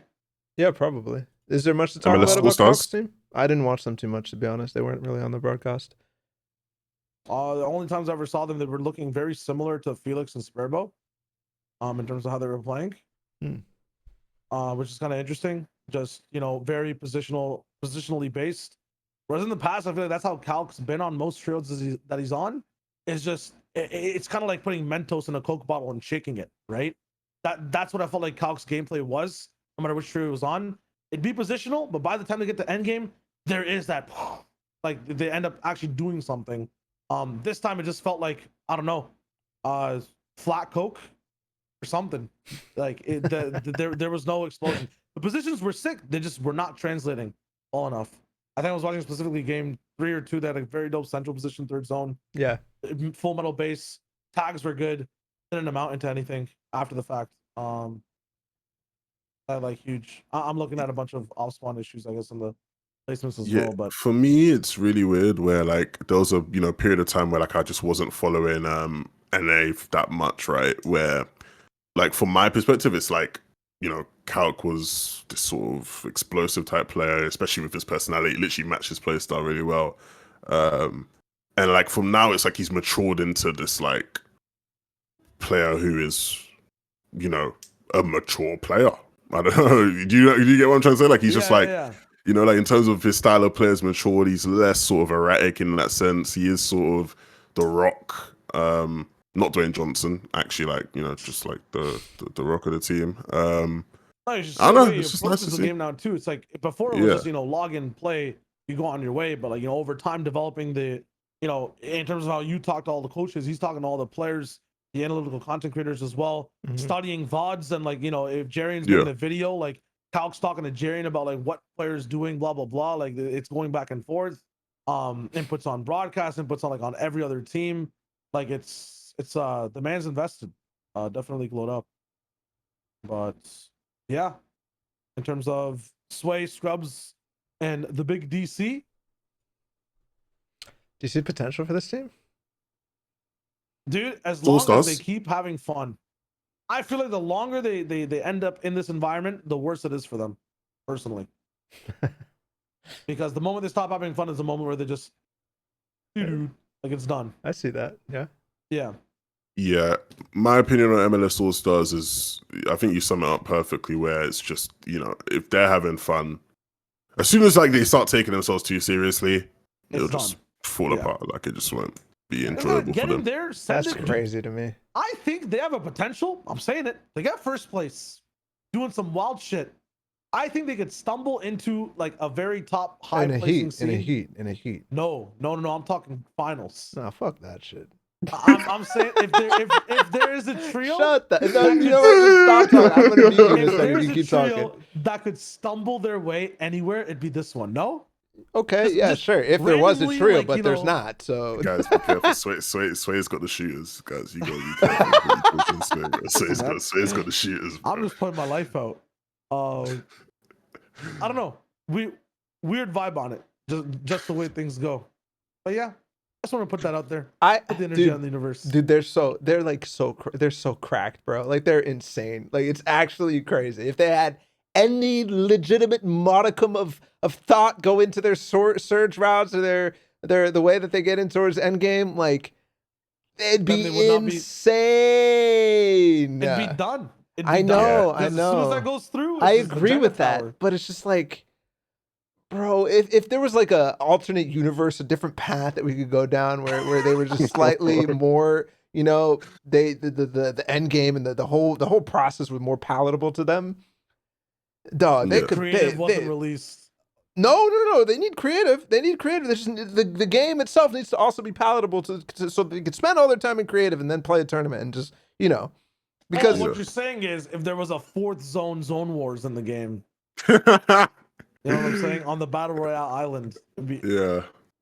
they could benefit. Maybe just add like you can play creative while you queue, and now make the tournaments more, chunk it down for them. So it's like, oh yeah, we died of spawn. No, because like they'll beat any team. They will kill any team. The problem is that they're not used to like the third parties and stuff like that come in and that bring them down, and the timing that they need to finish fights and stuff like that, and just in general like a little bit more fighting tactics. Like being able to pinch and stuff like that inside of a larger macro pinch than let's just go on two walls type of thing, because they do that very well. Obviously, I don't know. When I was watching that one game they popped off, the 4th place 10 elims that basically qualified them for semis, like I'm just like, holy crap, man! Like these guys could be. I get the same feeling I get with Unknown back in the day, where I'm like, dude, if he just took this shit seriously, like. He'd be unbeatable. Like it'd be over for everybody. So is what you're saying is Unknown Shaq? He might be Shaq, because I think Unknown actually is Shaq, because he did win. Like, he has won a championship. Yeah, he has won a championship. Unknown is literally Shaq. Unknown is literally Shaq. And Ronaldo's Kobe then? Is that what you're saying? Like Ronaldo has to be Kobe. Ron might be Kobe. No. Ron is Ron Kobe. So for the thoughts now, go, bro. The designated GOAT. Ron gets respect anywhere, so he might be Kobe. He's actually the designated GOAT. You're right. No shot. I think we just came to a realization. That's crazy. Unknown is definitely Shaq, though. Yeah, you got like big facts. The fact that like who's Cazz then? he's Lamar Odom. He's Lamar Odom. No, I wasn't gonna say Lamar Odom. I was gonna say that referee that was part of the Lakers Sacramento game. The guy who got fucking the guy. Yeah, he got caught for like match fixing, bro. I was more going with Lamar Odom. Like he was on crack. He was on crack. Nah, but that's crazy. Yeah. Okay. I'm surprised, bro. No players have like nicknames, bro. Like we should just start calling Unknown Diesel, Big Diesel. He's Shaq. I'm down. I swear, nobody has nicknames in Fortnite. Yeah, all we have is the big Clix and like the big shit. That's all we have. There is the World Cup champion himself. That's the World Cup champion. That's not a nickname, bro. But can you guys believe that we could have had like 3 of Booga? Like we could have had 3. What? Wouldn't be the World Cup. We could have had 3. What are you saying? 2020 World Cup champion, 2021 World Cup champion. Oh, okay, like, okay. I understand. I understand. yeah, If it was yearly, if there wasn't COVID, we could have had yeah, free. like Nah.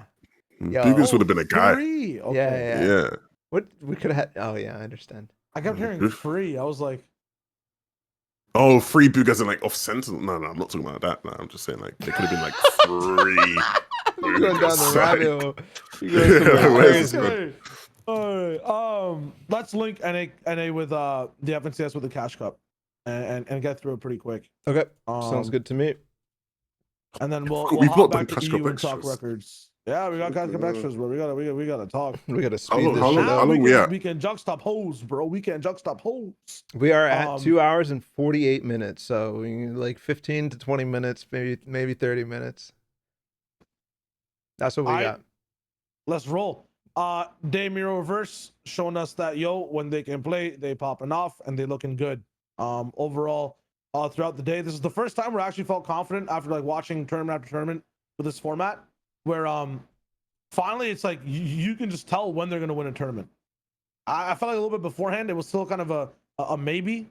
And obviously we didn't get to see them play this most recent qual week, but it's always a maybe, like, hey, can they maybe get the first place?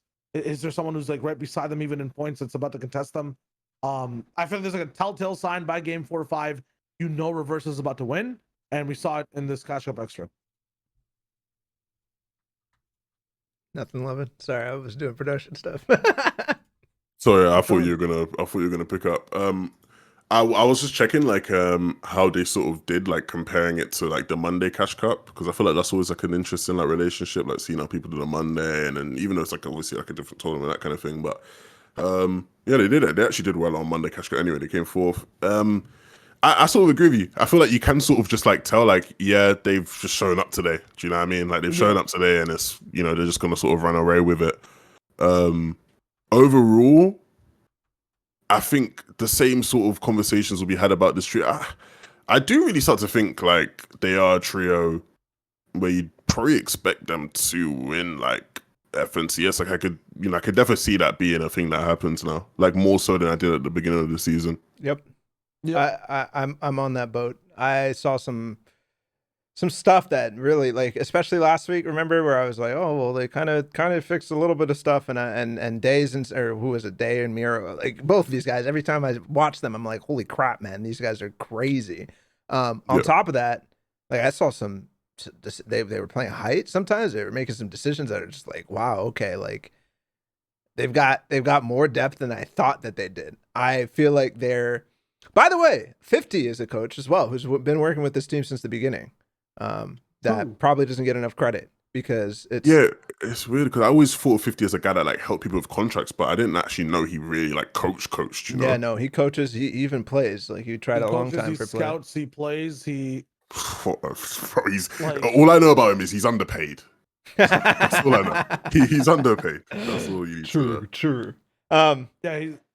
Yeah, the off spawn is fantastic. This game specifically was like the first game, the opening one, and they take out the trio who lands there. Wolfiez, Slender, and Void push them, and then Anas, Thomas, and Flick push them, and they win all of these fights back to back to back to back to back. I'm pretty sure it is. Like it is unreal. Yet, yeah, I mean, some of the stuff that they do is crazy. I think that the fact that they're still doing well in Cash Cup Extra, goes off of turns that tail on its head, where it's like, well, they didn't get to practice, so they probably won't do well in grand finals. I think these guys are ready. I think they're ready. Yeah. Yep. 100%. Past that, the two type of different stories that were there from second to fifth were the lesser expected trios that ended up second and third compared to the fourth and fifth. The Jamper and Voiles rolled in doing better later in the night. They had better success with those high elo lobbies. Meanwhile, Savstarch Avery, man, so fast out the gate. They were looking good, back-to-back wins. They were kind of stacking up. It is Cash Cup Extra as the top 132. They were looking real good. One of the complaints Saf had on Twitter while was going is that queue times were a big thing that were an issue for these guys. 7-minute queues, 8-minute queues because they popped off so early. Mm-hmm. Meanwhile, you have people like Jamper and Vol in games back-to-back. Mars jumping in and out with Savage. They were popping off too. Ended up ninth, but everyone else was having a pretty good time. all those early guys just suffered. It seems like who did really well before. It kind of impeded their performance after the fact. That's weird because there's no skill based matchmaking, is there? Because it's top Yeah, 132. there's There still is. Yeah. Yeah. Oh, Yeah, there always just is. wasn't. No. I thought it was like round 3 of FNCS. Wait, I'm round pretty 3 sure there's FNCS doesn't know. I'm pretty sure it doesn't. No, I'm pretty sure It it's just has like to. EQ. Really? I'm pretty sure. I'm pretty sure it doesn't. Maybe There's I don't know. something that does I haven't this. watched round 3. I'm not gonna lie. I remember people like talking about this. Like there is something like that where like there's just like no. I mean, it's possible. This has Maybe been I'm an wrong. issue for a while. I think there's better solutions than removing point-based matchmaking, but like Maybe I'm bugging though. Maybe I'm. Bugging, I'm pretty sure you're bugging. But either way, like time things have been a complaint on all the DreamHack Extra Cash Cups, where it's like the top teams are not getting into the games, meanwhile teams down below give them, and that's like. That's like you. thank you. know. It just hit me. That's like a thing that kind of makes it so there's a comeback mechanic in this, which kind of sucks. But at the same time, like they still pushed up and they still dominated. They still did well. I mean, from what I'm seeing, like in this last game, I just looked at some of the teams in there. It definitely seems like there's at least some form of skill-based matchmaking rolling in with who's rolling. Oh, there's 100% inside. SBMM in this. Yeah. I have Yeah. because you just watch the broadcast and you can tell. Yeah, like, Yeah. Exactly. Okay, but yeah, for the round 3, I have to. Cool. That's I could very easily be wrong, like, but I felt like I just heard something stand by like the take, bro. He's 100% there is. It's not. it's not a Oh, take. It's You're not trying to take, spit a yeah, fact. yeah. Stand by the facts. It's not a take, bro. It's not a Stand by fact the if it's facts. wrong, Shy. Like Stand by the presentation. And by the presentation. Clement said, I'm excited the fact that teams who have qualled throughout the season are up here, and also teams that have not, like the teams who are just there. Well, actually, NAE's Commandments and Edgy are the only people that did any sort of anything in this cash, because Jack, Acorn, and Slocks were not here, right? Who was the other one? Kanata, Bucky, and Macwood? Macwood. yeah. I didn't even look for them, to be honest. I'm not sure if they were playing. I mean, I could scroll through, right? They might just not have got top 132 in Cash Cup. Yeah, in the first Cash Cup. Okay, That's I'm the gonna look thing. for both of those and see where they played in the Cash Cup. Right? I think Alright, that makes sick. sense. And then, like moving on the top 5. Cool shit from Rise and whatnot. These guys, like, I feel like DT Rise is an insane like 9th zone clutch king. Like it's so weird too, because like every time this guy's up against like a barrel or two, he's somehow coming up top or doing insane damage. Past that, Vol's looking real nice. I didn't get to see any games at all. I don't think on broadcast there was one, and there was no stats about it either for Aperta, Spark, and Diminished. But they've been here for a while, and cool. They got the 6th. Yeah, they're not a trio I know too much about. Yeah. They're kind of like the up and comers, like the guys playing through those other tracks, the East Open tracks. Looking to get higher placements, looking to break the mold, so to speak. But XNB's here, very similar spot as well to with Kreo and Bully as to how they placed in the qual week. I didn't get to see exactly what the issues were from that side as well. Didn't catch a whiff of them really. Dodged the lobbies, I guess. But I guess the players who played very similar to them, but had a few more games. Actually, the most impressive thing about Kreo, Bully, and XNB is it seems like they're just up for form, FNCS semis wise, or qual wise, just because they only played 7 games rolling into the day, and maybe 1 or 2 might have been off, but their placements were absolutely insane. If you check them out real quick. Isn't that like Who am I part of why they clicking? only Sorry? played 7? Yeah, it's part of the reason Sure. they played 7. You're on them, but Oh, okay. it's still kind of nutty because like a team very similar to them that played 2 more games in general, Jaden Mars and Savage, got there. I feel like scrappy fighting against so many other trios. I know Mars is not playing with is Mars playing with Jaden and Savage in the FNCS? No, they haven't been. Yeah, They might have switched. My guess is that they were unavailable. Like Yeah. something happened during the Cash Cup where one of them wasn't By the way, available or whatever. The most surprising placement would be DJ and Agers and Skittles, 11th place. Compared to how their Cash Cup went on Monday. These guys obviously ended up placing first. We're kind of like the shoe in to at least get top 5 in this one. drop the ball after like, you know, just in terms of have one game and then it's just weird mid-game fight. Not even over Surge, I think. Just some suspect pushes left and right. And they didn't really get a consistent performance throughout the day. Honestly, I'm not putting too much stock into some of the stuff. So like the other, like DJ Nature's Skittles obviously played very well in week 1. I'm basically, I think 11th place is enough for me to say that they're still going to be in form for grand finals. You know, yeah. Honestly, and like even top 25, like it's still a cash cup at the end of the day. I'm not ready. Like I put a lot of stock into them at the beginning of the season because I thought everybody was taking it really seriously, but I definitely felt like the extra cash cups both in EU and NA East were, you know, less stacky and stuff like they weren't as good as the ones that at the beginning of the season. Or am I wrong there? Yeah. From like a perspective of casting it, EU was much more fun to watch than NA East this time around. But yeah, from a perspective of casting it, EU didn't feel too like, in terms of like, I couldn't like feel a significant difference in it being less stacked or so, but you can sort of see like where maybe the mentality change, like just from the way people are talking about the event, isn't as like, you know, serious. I think, and now it's always going to be the case because it was like the first one, you know, like the people end of just the always season are as just, well. yeah, exactly. So, past that, other stuff to talk about really is I have Elige looked really good with Slick and Bank. In general, right past there, just the way they were taking fights was kind of sick. Yeah, I'm excited to see. I want to give props for this team as well. I dropped 80 and Wiki, three wins. Their positioning was kind of cracked overall throughout the tournament, and they were taking fights that they were on 0 ping. And no Kinzel, by the way, in this, which is the team, like that's their actual team. So it's like a pug kind of. And then the most another surprising thing was seeing Clix, Bugha, and Bizzle solo. They were struggling against. I think there was maybe a few games they're up against Gabe Tahi and Sprite. They're very close in placement as well, but random teams giving them a little bit of a tough time off spawn, or what's it called?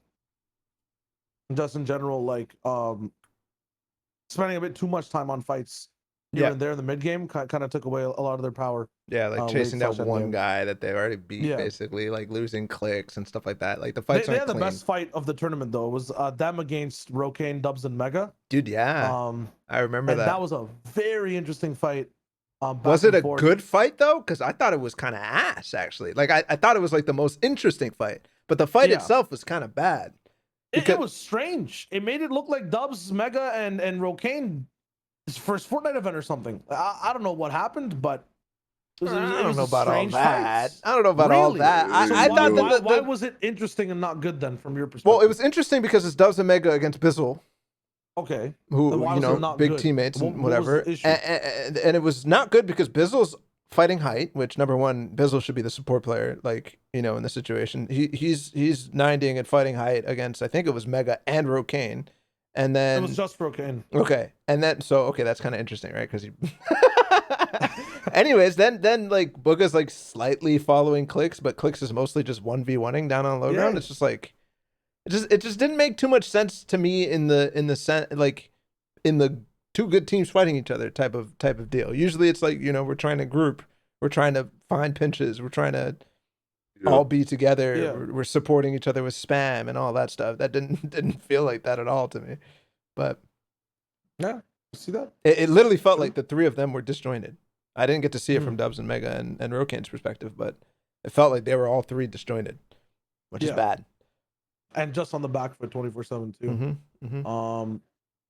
Yeah, that's all the stuff I was looking at. Okay, so I have Slacks, Acorn, and Jack placed 437th. 136 points was not that far off of Qual. I think it's like maybe 5-10 points, but yeah, they didn't do it. I mean, you can look at the match history. It's a Cash Cup again, but this is a team that should be at the top of a Cash Cup every time, no? Like, and same thing with Bucky, Kanata and Macwood, 143. That looks, especially with the Jack one, like that match history. Like if you go back to it, that looks like things just spiraled out of control. Like start off well, decent game, another decent game. And it just looks like they just had, you know, they hit like the bad game and it was just like, the mental just gone, and for the rest of the tournament, it was just like, yeah, we're not really bothered. This And looks that's like just it. NA That's what it looks like. handling Cash Cup mentality type of Yeah. thing. Still, like I've always thought that Acorn, Jack, and Slocks were the type to they were better than the Cash Cup mentality. For Bucky and Macwood and them, I'm like, yeah, okay, whatever. But Yeah. I don't know. You're right. They started off strong. I mean, 39 elims. I got excited for a second, then I realized, oh wait, it's a Cash Cup. Yeah. And then high elo lobby, they do okay, and then they just like, still literally like 5 points away or something like that, for like 10 points away from quality. It's close. Could have changed things. You guys mentioned high elo. Let's check out. That Matsoe doesn't even look that good, but they were still really close to like just making it. Like there's so many like stinkers towards the end. Like look at how many games in a row is that where they just were just awful. Yeah, this is off spawn. And they're too. all games where they're trying to just play their last two. You know what I mean? Like it's at 8:38, 8:44. Like they're just trying to play like. Could be a timing a few thing. key games in, into like, and then lose their mental. Yeah, I think at 29, like there's a chance to do one key game into like a, let's play two. Yeah, but then maybe this was not possible. Maybe. Talking, speaking of high elo and placements and Fortnite, EU also had a Cash Cup. Trying to find ways, man. Trying to find ways. Oh, okay. I mean, you look for something. Broken. Wow, records broken. Whoa, crazy. 11 2K gas tour. Wow, kind of nuts. Yeah. And Janice Chapik's 855 points. The amount of points that some teams haven't gotten in total inside Cash Cup Extra over the 3 weeks. Let that sink in. These guys are flexing. Yeah, what's up? 11 to carry E segment. 11 to carry you. No. Well, if you don't want to start, I'll start. But all right, I'm happy. No, please, Ash. I want to let's go back and forth here where possible. Yeah, I mean, Janice and Chapix, I have no clue how they have such what looks like an awful mental from the start of the season to the fact that they don't play at all, and they're just like, yep, here we go. I think that this team is like, there's always the toxic greats. There's always in every sport. There's like MJ was an asshole type of beat. Yeah. It feels like we're this team works. This team works. It's magical. Who was it? Chapix is insane. Let's put that out there right there, because he's on a different level. 1v3 to win the Cash Cup, the actual Cash Cup, the trio Cash Cup. That was big, by the way. Huh? It wasn't actually the final game. That was like game 2 or it was game 5, I think. But still, okay. I don't know where I got that. I did not watch. No, because he tweeted that. That's why you got that from. He tweeted this was the 1v3 to win the Cash Cup. Like he made it seem like that was the last game for them to win. Okay. But like it was game 5 or something. But still, it was crazy. But that last streak, I think we got to watch on the DreamHack broadcast. They showed this last game. They didn't show these two. And I don't know what else they showed. I think they just showed them losing off spawn. We barely saw. Yeah, it was kind of sad because they all of a sudden they were 10th place or something. Yeah. And then they have this streak and they just go crazy. Like they weren't even in contention to win, and then all of a sudden they're like there. And Chapix's final game was unbelievable, bro. His movement on a zone that is like so terrible. Hen and Janice, they just died because it was like impossible for them to get up. But Chapix gets up, okay? And then he goes on this crazy streak, takes out Vadil, takes out other players, just all one pumps, and has to fight 1v2 to win the game. And granted, the other team kind of sold bread, but he's still clean. He's still the one guy dropped down. Like the guy was like trying to heal off, and it was definitely a throw. But it doesn't matter because Chapik still cleanly converted that fight. Like I have never seen, haven't seen it since like season 1. The types of clean conversions of a Cash Cup like this. All the while, by the way, Hen is talking to Zir. He's literally having a conversation. He gets to the top of the hill, and Chappie's like, "Yo, Hen, you know when I told you to drop low ground? You know when I told you to do that?" He's like chewing him out while he's playing. It was so good. And then is like trying to get him to focus and trying to tell him shit, and then he's like, "Shut up, let me play." Let me play. Ken's like, oh, he's gonna drop down. He's like, shut up, let me play. I'm like, flipping on. These guys are just, they are just different. Like, genuinely, they are different. I don't remember seeing anything like this before, where like it is just, like you say, there just seems to be a level of toxicity there that exists within them. But regardless, they will just win events. Like, this run that they're on right now it's so dumb. Like, and to think that like these two were just there. They were like one of those like duos, like, because there's always a couple of them, right? Like that you have in EU or NA, where it's like two players who always just sort of stick together. They just cycle a bunch of thirds. It doesn't really, work out or anything. It's almost like a Mongraal Mitr0 kind of, right? But like they get Janice. They're just the best team by like light years. Absolutely insane. And I think that was the thing on Monday when they won the Cash Cup, right? Because this is a double win for them in terms of Cash Cups this week. Monday they win the Cash Cup. They literally are in first from the second the Cash Cup starts. Like, they're in first and they don't lose first the whole Cash Cup. Today it's like they just sort of came from nowhere. It's like, find someone that can do it both. It's just, regardless, they're just always going to be a threat. And I just have I genuinely just don't see a world where they're not like in the race to win FNCS until like the very sort of last couple games. And even then, I just think I'd think they're ice cold. I think if they're in that position, I think they just close it out. Yep. 0 mass, by the way, in this entire clutch, which is even the more mind-boggling thing. But yeah, this. If they go on to do well in FNCS, this is going to be one of the most ridiculous streaks, and it comes with like baggage too. It's the best streak we've had. It's the best streak. Come on, it has to be. It's a Cash Cup, man. Yeah, I think but it's easy to say that. It's easy to say that, but like they win FNCS. Leading up to that FNCS, that season, they were top 5 in every event they played. Even this season, they only had like 2 sort of events where I believe they didn't come like top 10, maybe. And then it's like, outside of that, they're just doing really well. And then they win the next FNCS as well. Like, I don't, what runs like come close to that? Oh, okay. If they win FNCS, yeah, 100%. Yeah. Oh, yeah. I'm not saying now. Yeah. I'm not saying yet it's the best, but I'm saying like if they were to win FNCS now, like in what literally it's just like 2 weeks away. If they win FNCS in 2 weeks, I think it's easily the best. Yep, 100%. I mean, it'll be back to back in a trio FNCS, which nobody has done yet. Nobody has done yet. I think that is the most exciting prospect for me. The most exciting. It's so hype.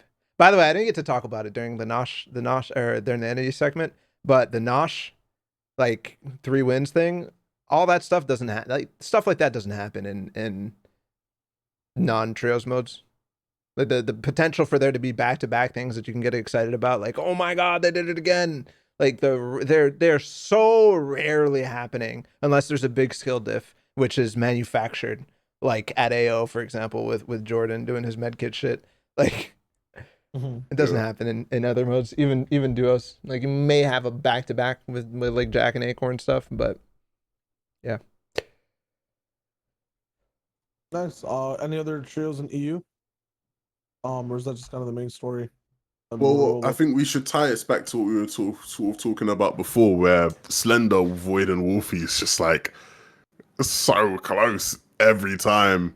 Can't seem to close out. It's just like this time it actually looked perfect, right? It looked like, because we saw a lot of them on stream, on broadcast, and so like we were actually actively seeing them just doing really well. Wolfies in particular like had like a really crazy solo performance.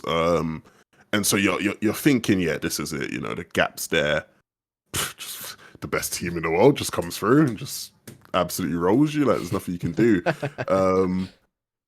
Another thing there as well that's similar to when we looked at the NA leaderboards is, sort of, well, not actually similar because it's actually almost the opposite, but Henjan and Shapix, FNCS first place, they're doing well in this. For Dylan O'Reilly reason, third place FNCS on the auto core team. They look like they're doing fine.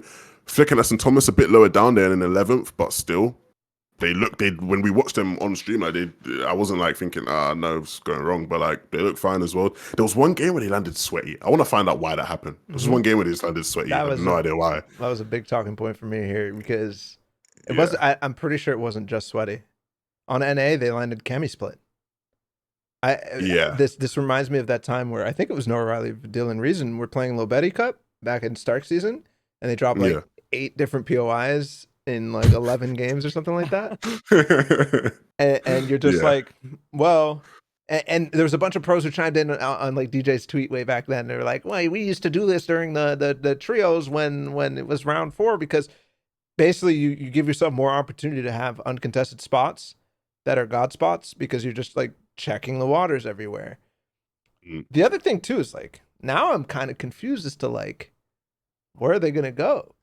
You know, like they're gonna go dirty. They're gonna go dirty for sure. But like, okay, that's not what I wanted to say. Basically, if for whatever reason they get conned in one game or whatever, like they have options because they're showing that they could play other POIs and they're trying other POIs. I think that's kind of what they're working on in my mind.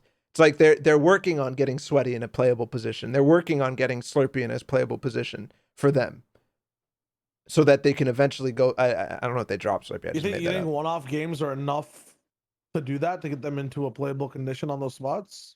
I think for how good they are, probably yes. Especially if you look at the fact that like Floki and that just quad going Slurpee, and I don't recall them ever really going Slurpee that much anyway. Like even in that weekend when they went played it quad, at some point. Well, yeah, Decyptos has experience with it, but like even if you look at the round 3 of that like weekend, they were still just going pleasant. So it's not even like they were practicing the rounds before. So I think with a trio as good as Fickenus and Thomas, that's possible. What I actually did want to say is almost sort of like going back to the point that you've almost somewhat retracted from is the fact that if you think about it, they could have been conned last FNCS. It's just they had that sort of silly performance in the heat. And it was right after they did that silly heat performance where they won the heat and it was like the craziest shit we've ever seen. Michael, Verix, and Mix were like, you know, we're not actually going to land dirty docs no more. Like, it was only like, imagine let's say they called for heats, like, but it just was like a, you know, regular performance. It wasn't that dominating. There's a chance that like they would have been contested because I do think I take stock in that in like the way they won that heat. I forgot what number of heat was. Like, I think it was heat 4. It was the last run, right? So heat 4. The way they won that heat was so crazy that I do believe it sort of made, you know, Verox's trio go, yeah, we just shouldn't land there. Like, do you know what I mean? So, you know, I think they might understand. They might think, you know, if we need the options, then they're there. Because Wolfiez' trio, they didn't qual, but they almost qualled going dirty in FNCS weeks. Of course, what team qualled? There's a team that's already qualled that, or not, well, no. Michael and Verox and Mexi might obviously go there, but they've shown as well that they can just go elsewhere. They have options. So there could be teams that just sort of land there and give them problems, and I think they are potentially prepared. I missed this? What the fuck is this? I'm sorry, what the fuck is this? Yeah, bro, this was it. This was the silliest shit. Like, it was the craziest thing ever, Balla. Honestly, like, it was the maddest thing ever. Wait, genuinely. What the fuck is this? Bro, it was the silliest thing I've seen in heats. In any heats of any FNCS, was the silliest thing I've ever seen. Okay, bro, like it was Did mad. We have and this like on broadcast. Maybe. Yes, this was the one we broadcasted. This was one of the ones we broadcasted, and I remember like directly after, like all of Twitter, everybody was talking about it. Right, instantly, like Michael, Verox, and Mexi are like, yeah, we're not going dirty docs anymore. Like, do you know what I mean? Like everything just sort of broke down. In the tweets, I remember because like I think after like the first few games, like when they were getting first and like popping off. Like Thomas tweets, is that enough? Or does that should we do it again? And then I think on the 26th they kept tweeting more. It was like ominous, bro. Like you know when like you land a dagger and you just fucking stare in. It was ice cold. And the thing is as well, when like Michael and that said we're leaving, like it was even more ice cold that like all of them were replying, like Nas and Thomas, all of them were replying like, you know, we respect you. Like they weren't like trash them, they were just like, we respect you. Good decision. Like, well done. You know, we respect that from you. We rate that. On the note of them switching, it was them in the last FNCS to go, or I think two FNCSs to go, where they were having a tough time at Dirty. They go Starks and drop that insane game to bring them back in the top 10, right? I'm not sure if you guys remember, but FNTASIA Thomas HD, when Starks was a POI, they weren't doing too hot, and there was like this one game where like a bunch of teams were like, fuck it, we're going Starks. Yeah. they roll through. They end up popping off that game. I think they almost end up winning that game too. I think that is a very valid strat of, these guys are gonna be rolling in and then just picking a audible call spot on the map if something goes wrong at Dirty, which I doubt anything will. Like, I understand they might not be playing heats this time, but they still won that heat before. You know what I mean? Like that performance is still there. If people want to challenge it, I mean, try. You're not facing Egram though off spawn. You're not facing like, some. Well, I mean, one of the offbeat reasons why trio. this is possible is because they were uncon, no? 11? Were they conned in sorry? heats? Were they conned in heats? The 26 mom. Yeah, were they? They were no, they're in the heat. No, in the heat they were conned. I'm pretty sure they were conned, and they were dominating that team so badly that it was like they were uncon. But I'm pretty sure they were con. And like the team was like would land there, but then like instantly run away like off towards like Grotto like side. I'm pretty sure they were con. That's the crazy part of it as well. I'm pretty sure. I think that's why it was even more scary for Michael's trio because they were conned, right? And like they did that. As far as I'm concerned, I'm pretty sure they were conned. Please tell me that this is like on broadcast and I didn't just pull up this clip just for no reason. Because like, this is the game. This is the game. I'm 100% certain this is the game. Anyways, I can see Thomas there. I'm 100% certain this is the game. But SHYO, you were casting it, mate. You tell us. You were the one casting it. Listen, like, man, bloody hell, tell us. There were things going on behind the scenes during those times where sometimes don't remember what happens on cast. So it's just, Okay, buddy. When it comes to semis, bro, there's always it gets messy. Yeah. But a 26 bomb, I'm surprised I don't remember that. I'm surprised. To be fair, it's not something that people have talked about since. It's not something that people have been like talking we're about. In since 9th then. zone.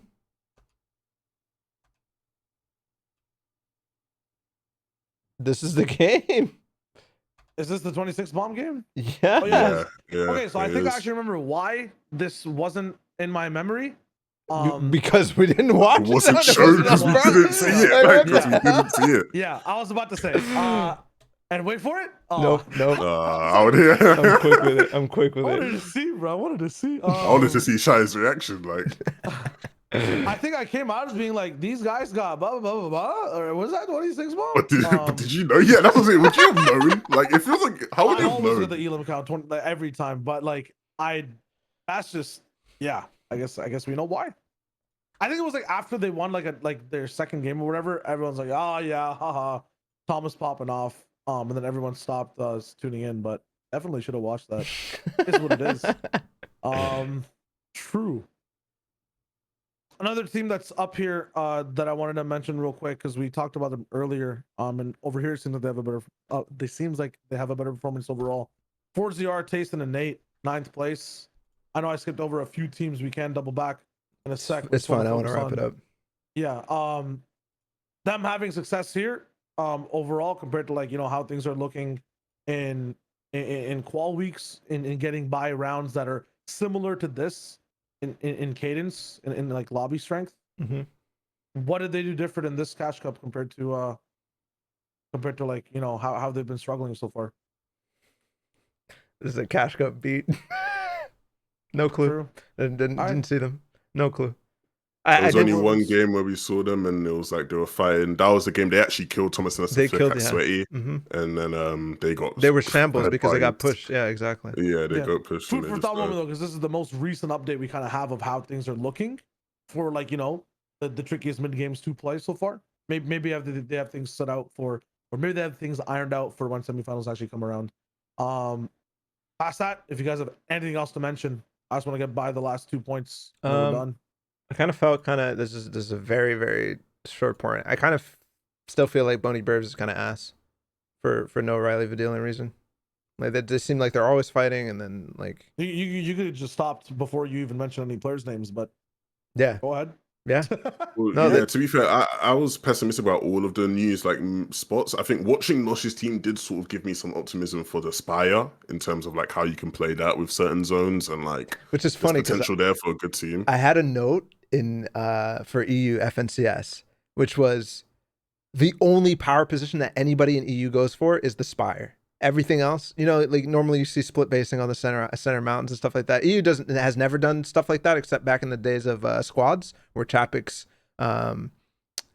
team did a lot of that. And Svenskana. Exactly, Svenskarna, the Swedish boys, Beehive, Ritz, Chapix, and crew. Ritz, Ritz. The Spire was the only place that E was using, and it looked so bad to me. And then I tuned in on the NAE East. It's like, okay, well, the Spire is being used. And actually, I remember saying also back in NAE East in the first two weeks, I thought the Spire was kind of ass. It's so damn high. And when I was watching Nosh, I didn't think they would be able to get anything out of it. So I was like, oh, it's so high. Yeah, it's crazy. But also it's like kind of dangerous to play on when that thing bugs out. Like you kind of have to take like your way down by foot. And also if a team engages you somehow, which usually you don't have any possible way to get engaged, but like dropping down is so bad. Like trying to waterfall down to low ground. Awful. But they like zip line and then just jump off, right? They jump on the zip lines, yeah. That's also inconsistent sometimes. I think Clix ended up dying to that. No, he didn't die. He just jumped. He tried to land on the lowest zip line, bro. He had a peanut brain moment. Like he tried to jump on the lowest zip line, and it's like he didn't even catch it. It's just like okay. Also a game to note. That was my favorite moment out of the NAE Cash Cup Extra was they snuck up the Spire, bro. Yeah. That was hilarious. So sick, yeah. That thing was funny. Okay. Cool. Just wanted to say quickly, yeah. just on that Thomas and Nesson flip thing. I had to go back and check because it was really bothering me. But no, I don't. They weren't. I'm looking at the kill feed from like the games, and I don't think they were contested. Yeah, so, yeah. But either way, just silly stuff. All right, there's no one more. Okay, sick. Now we go on to the hottest thing to talk about. Honestly, this is gonna stay hot the entire time. Wild Week, baby. You already know how it goes. It's gonna be nice, short, and quick. The heat is staying so far. A little bit of an update with Fish Fiesta. Am I the one making the names for these weeks? I'm not sure, but I'm liking them. There's more fishing that's happening. I actually haven't read this completely. But TLDR, fire is staying.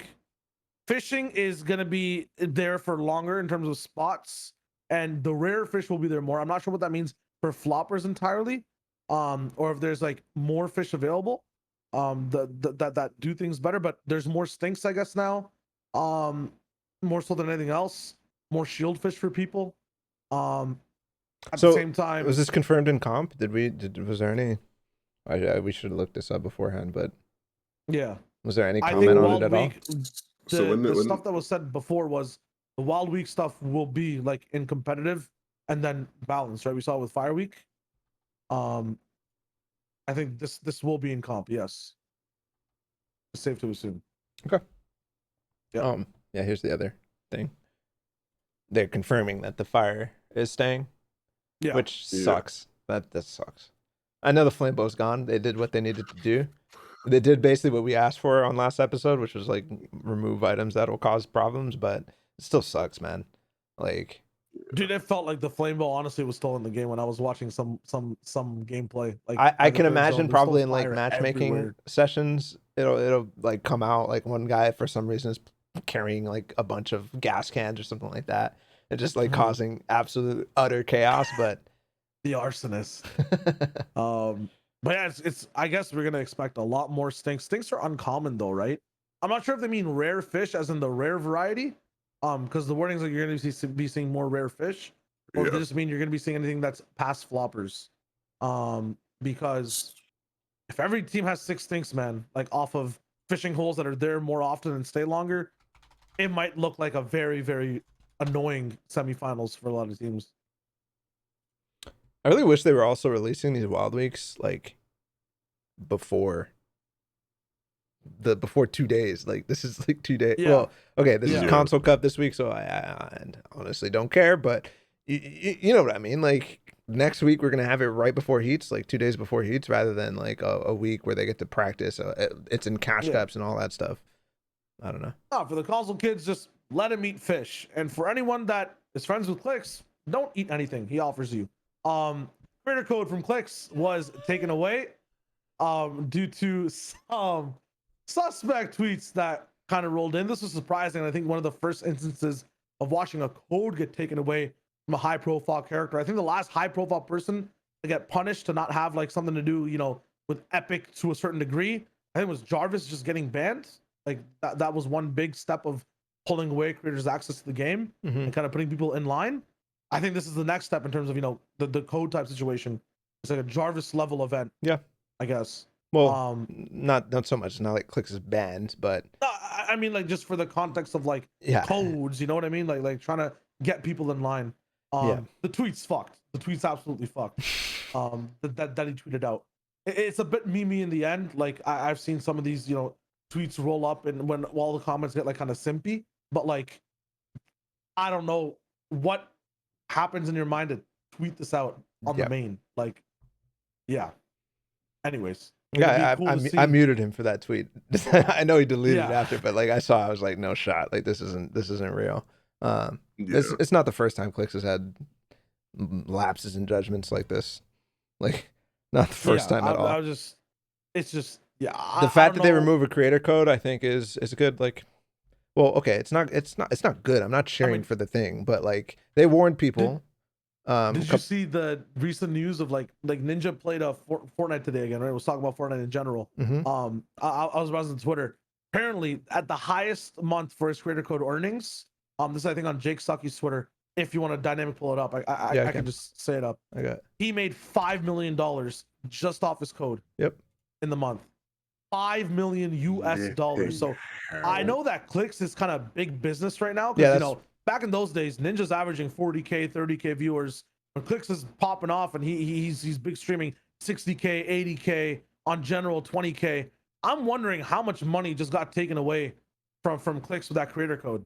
And this kind of put it in context for me. And that's Ninja's peak month. You know what I'm saying? Like if this dude's just rocking in code Ninja, it's a milli minimum. It feels like per month in general. Like you're saying that Clix might be losing close to, you know, even $1 million a year, maybe even 12 million a year. Yep. Being probably one of the biggest supported creators, like, and that's at a minimum. That is a huge, like, that is a fine of fines, man. If you put it in that category, people get fined 5,000, 50,000. Some teams 100,000. Orgs, you know, in the 6 digits. But it's That's why I say like. Do we know if it's permanent though? I mean, no, we don't know. We don't know details. We don't know, but I have to assume it is, but who knows? That's what I'm saying. I'm like, I'm not happy that Clix got his creator code removed. I'm not happy. I would not be happy if anybody got their creator code removed, but it's clear to me that it's always been a risk that, you know, that Epic wants people to be aware. Like we're going to police like crazy outlandish shit, and that's what like. It was a joke about sexual like harassment and assault, like that's what it boiled down to, you know. That's completely unacceptable. So it is what it is. Don't do shit like that for sure, because that's the stakes. SHYO put out the stakes. That is the stakes. That's also why nobody will wager at all. You know what's happening now? They have tokens. Like, what is this? Like big streamers are rolling in with tokens. What was a token? It's like a loop around, like where you buy, like the tokens count basically as money. Like you just use a third party currency. That's wagering. And now wagers are like back on. Like it's so odd, bro. I'll get shut down. I'll get shut down. That might actually be worse than actual money in like Epic's eyes, because it's like I would assume people are doing it because it's a loophole around how they have things set up for wagers. So. Depends how it's done, but I could see ways that it could be like way worse. But 100%. It was more results based this week, and there was obviously a lot to talk about. Gonna have to cook something wild up for the bye week that we're gonna be seeing, but there's gonna be a lot to talk about come through with semifinals. We'll have the heats, power rankings next week. Yeah, and we have heats well. Oh, we'll have heats as well. Oh, we want to do heats previews? Like maybe I think that should be the wave. EU and NAE. Look at it.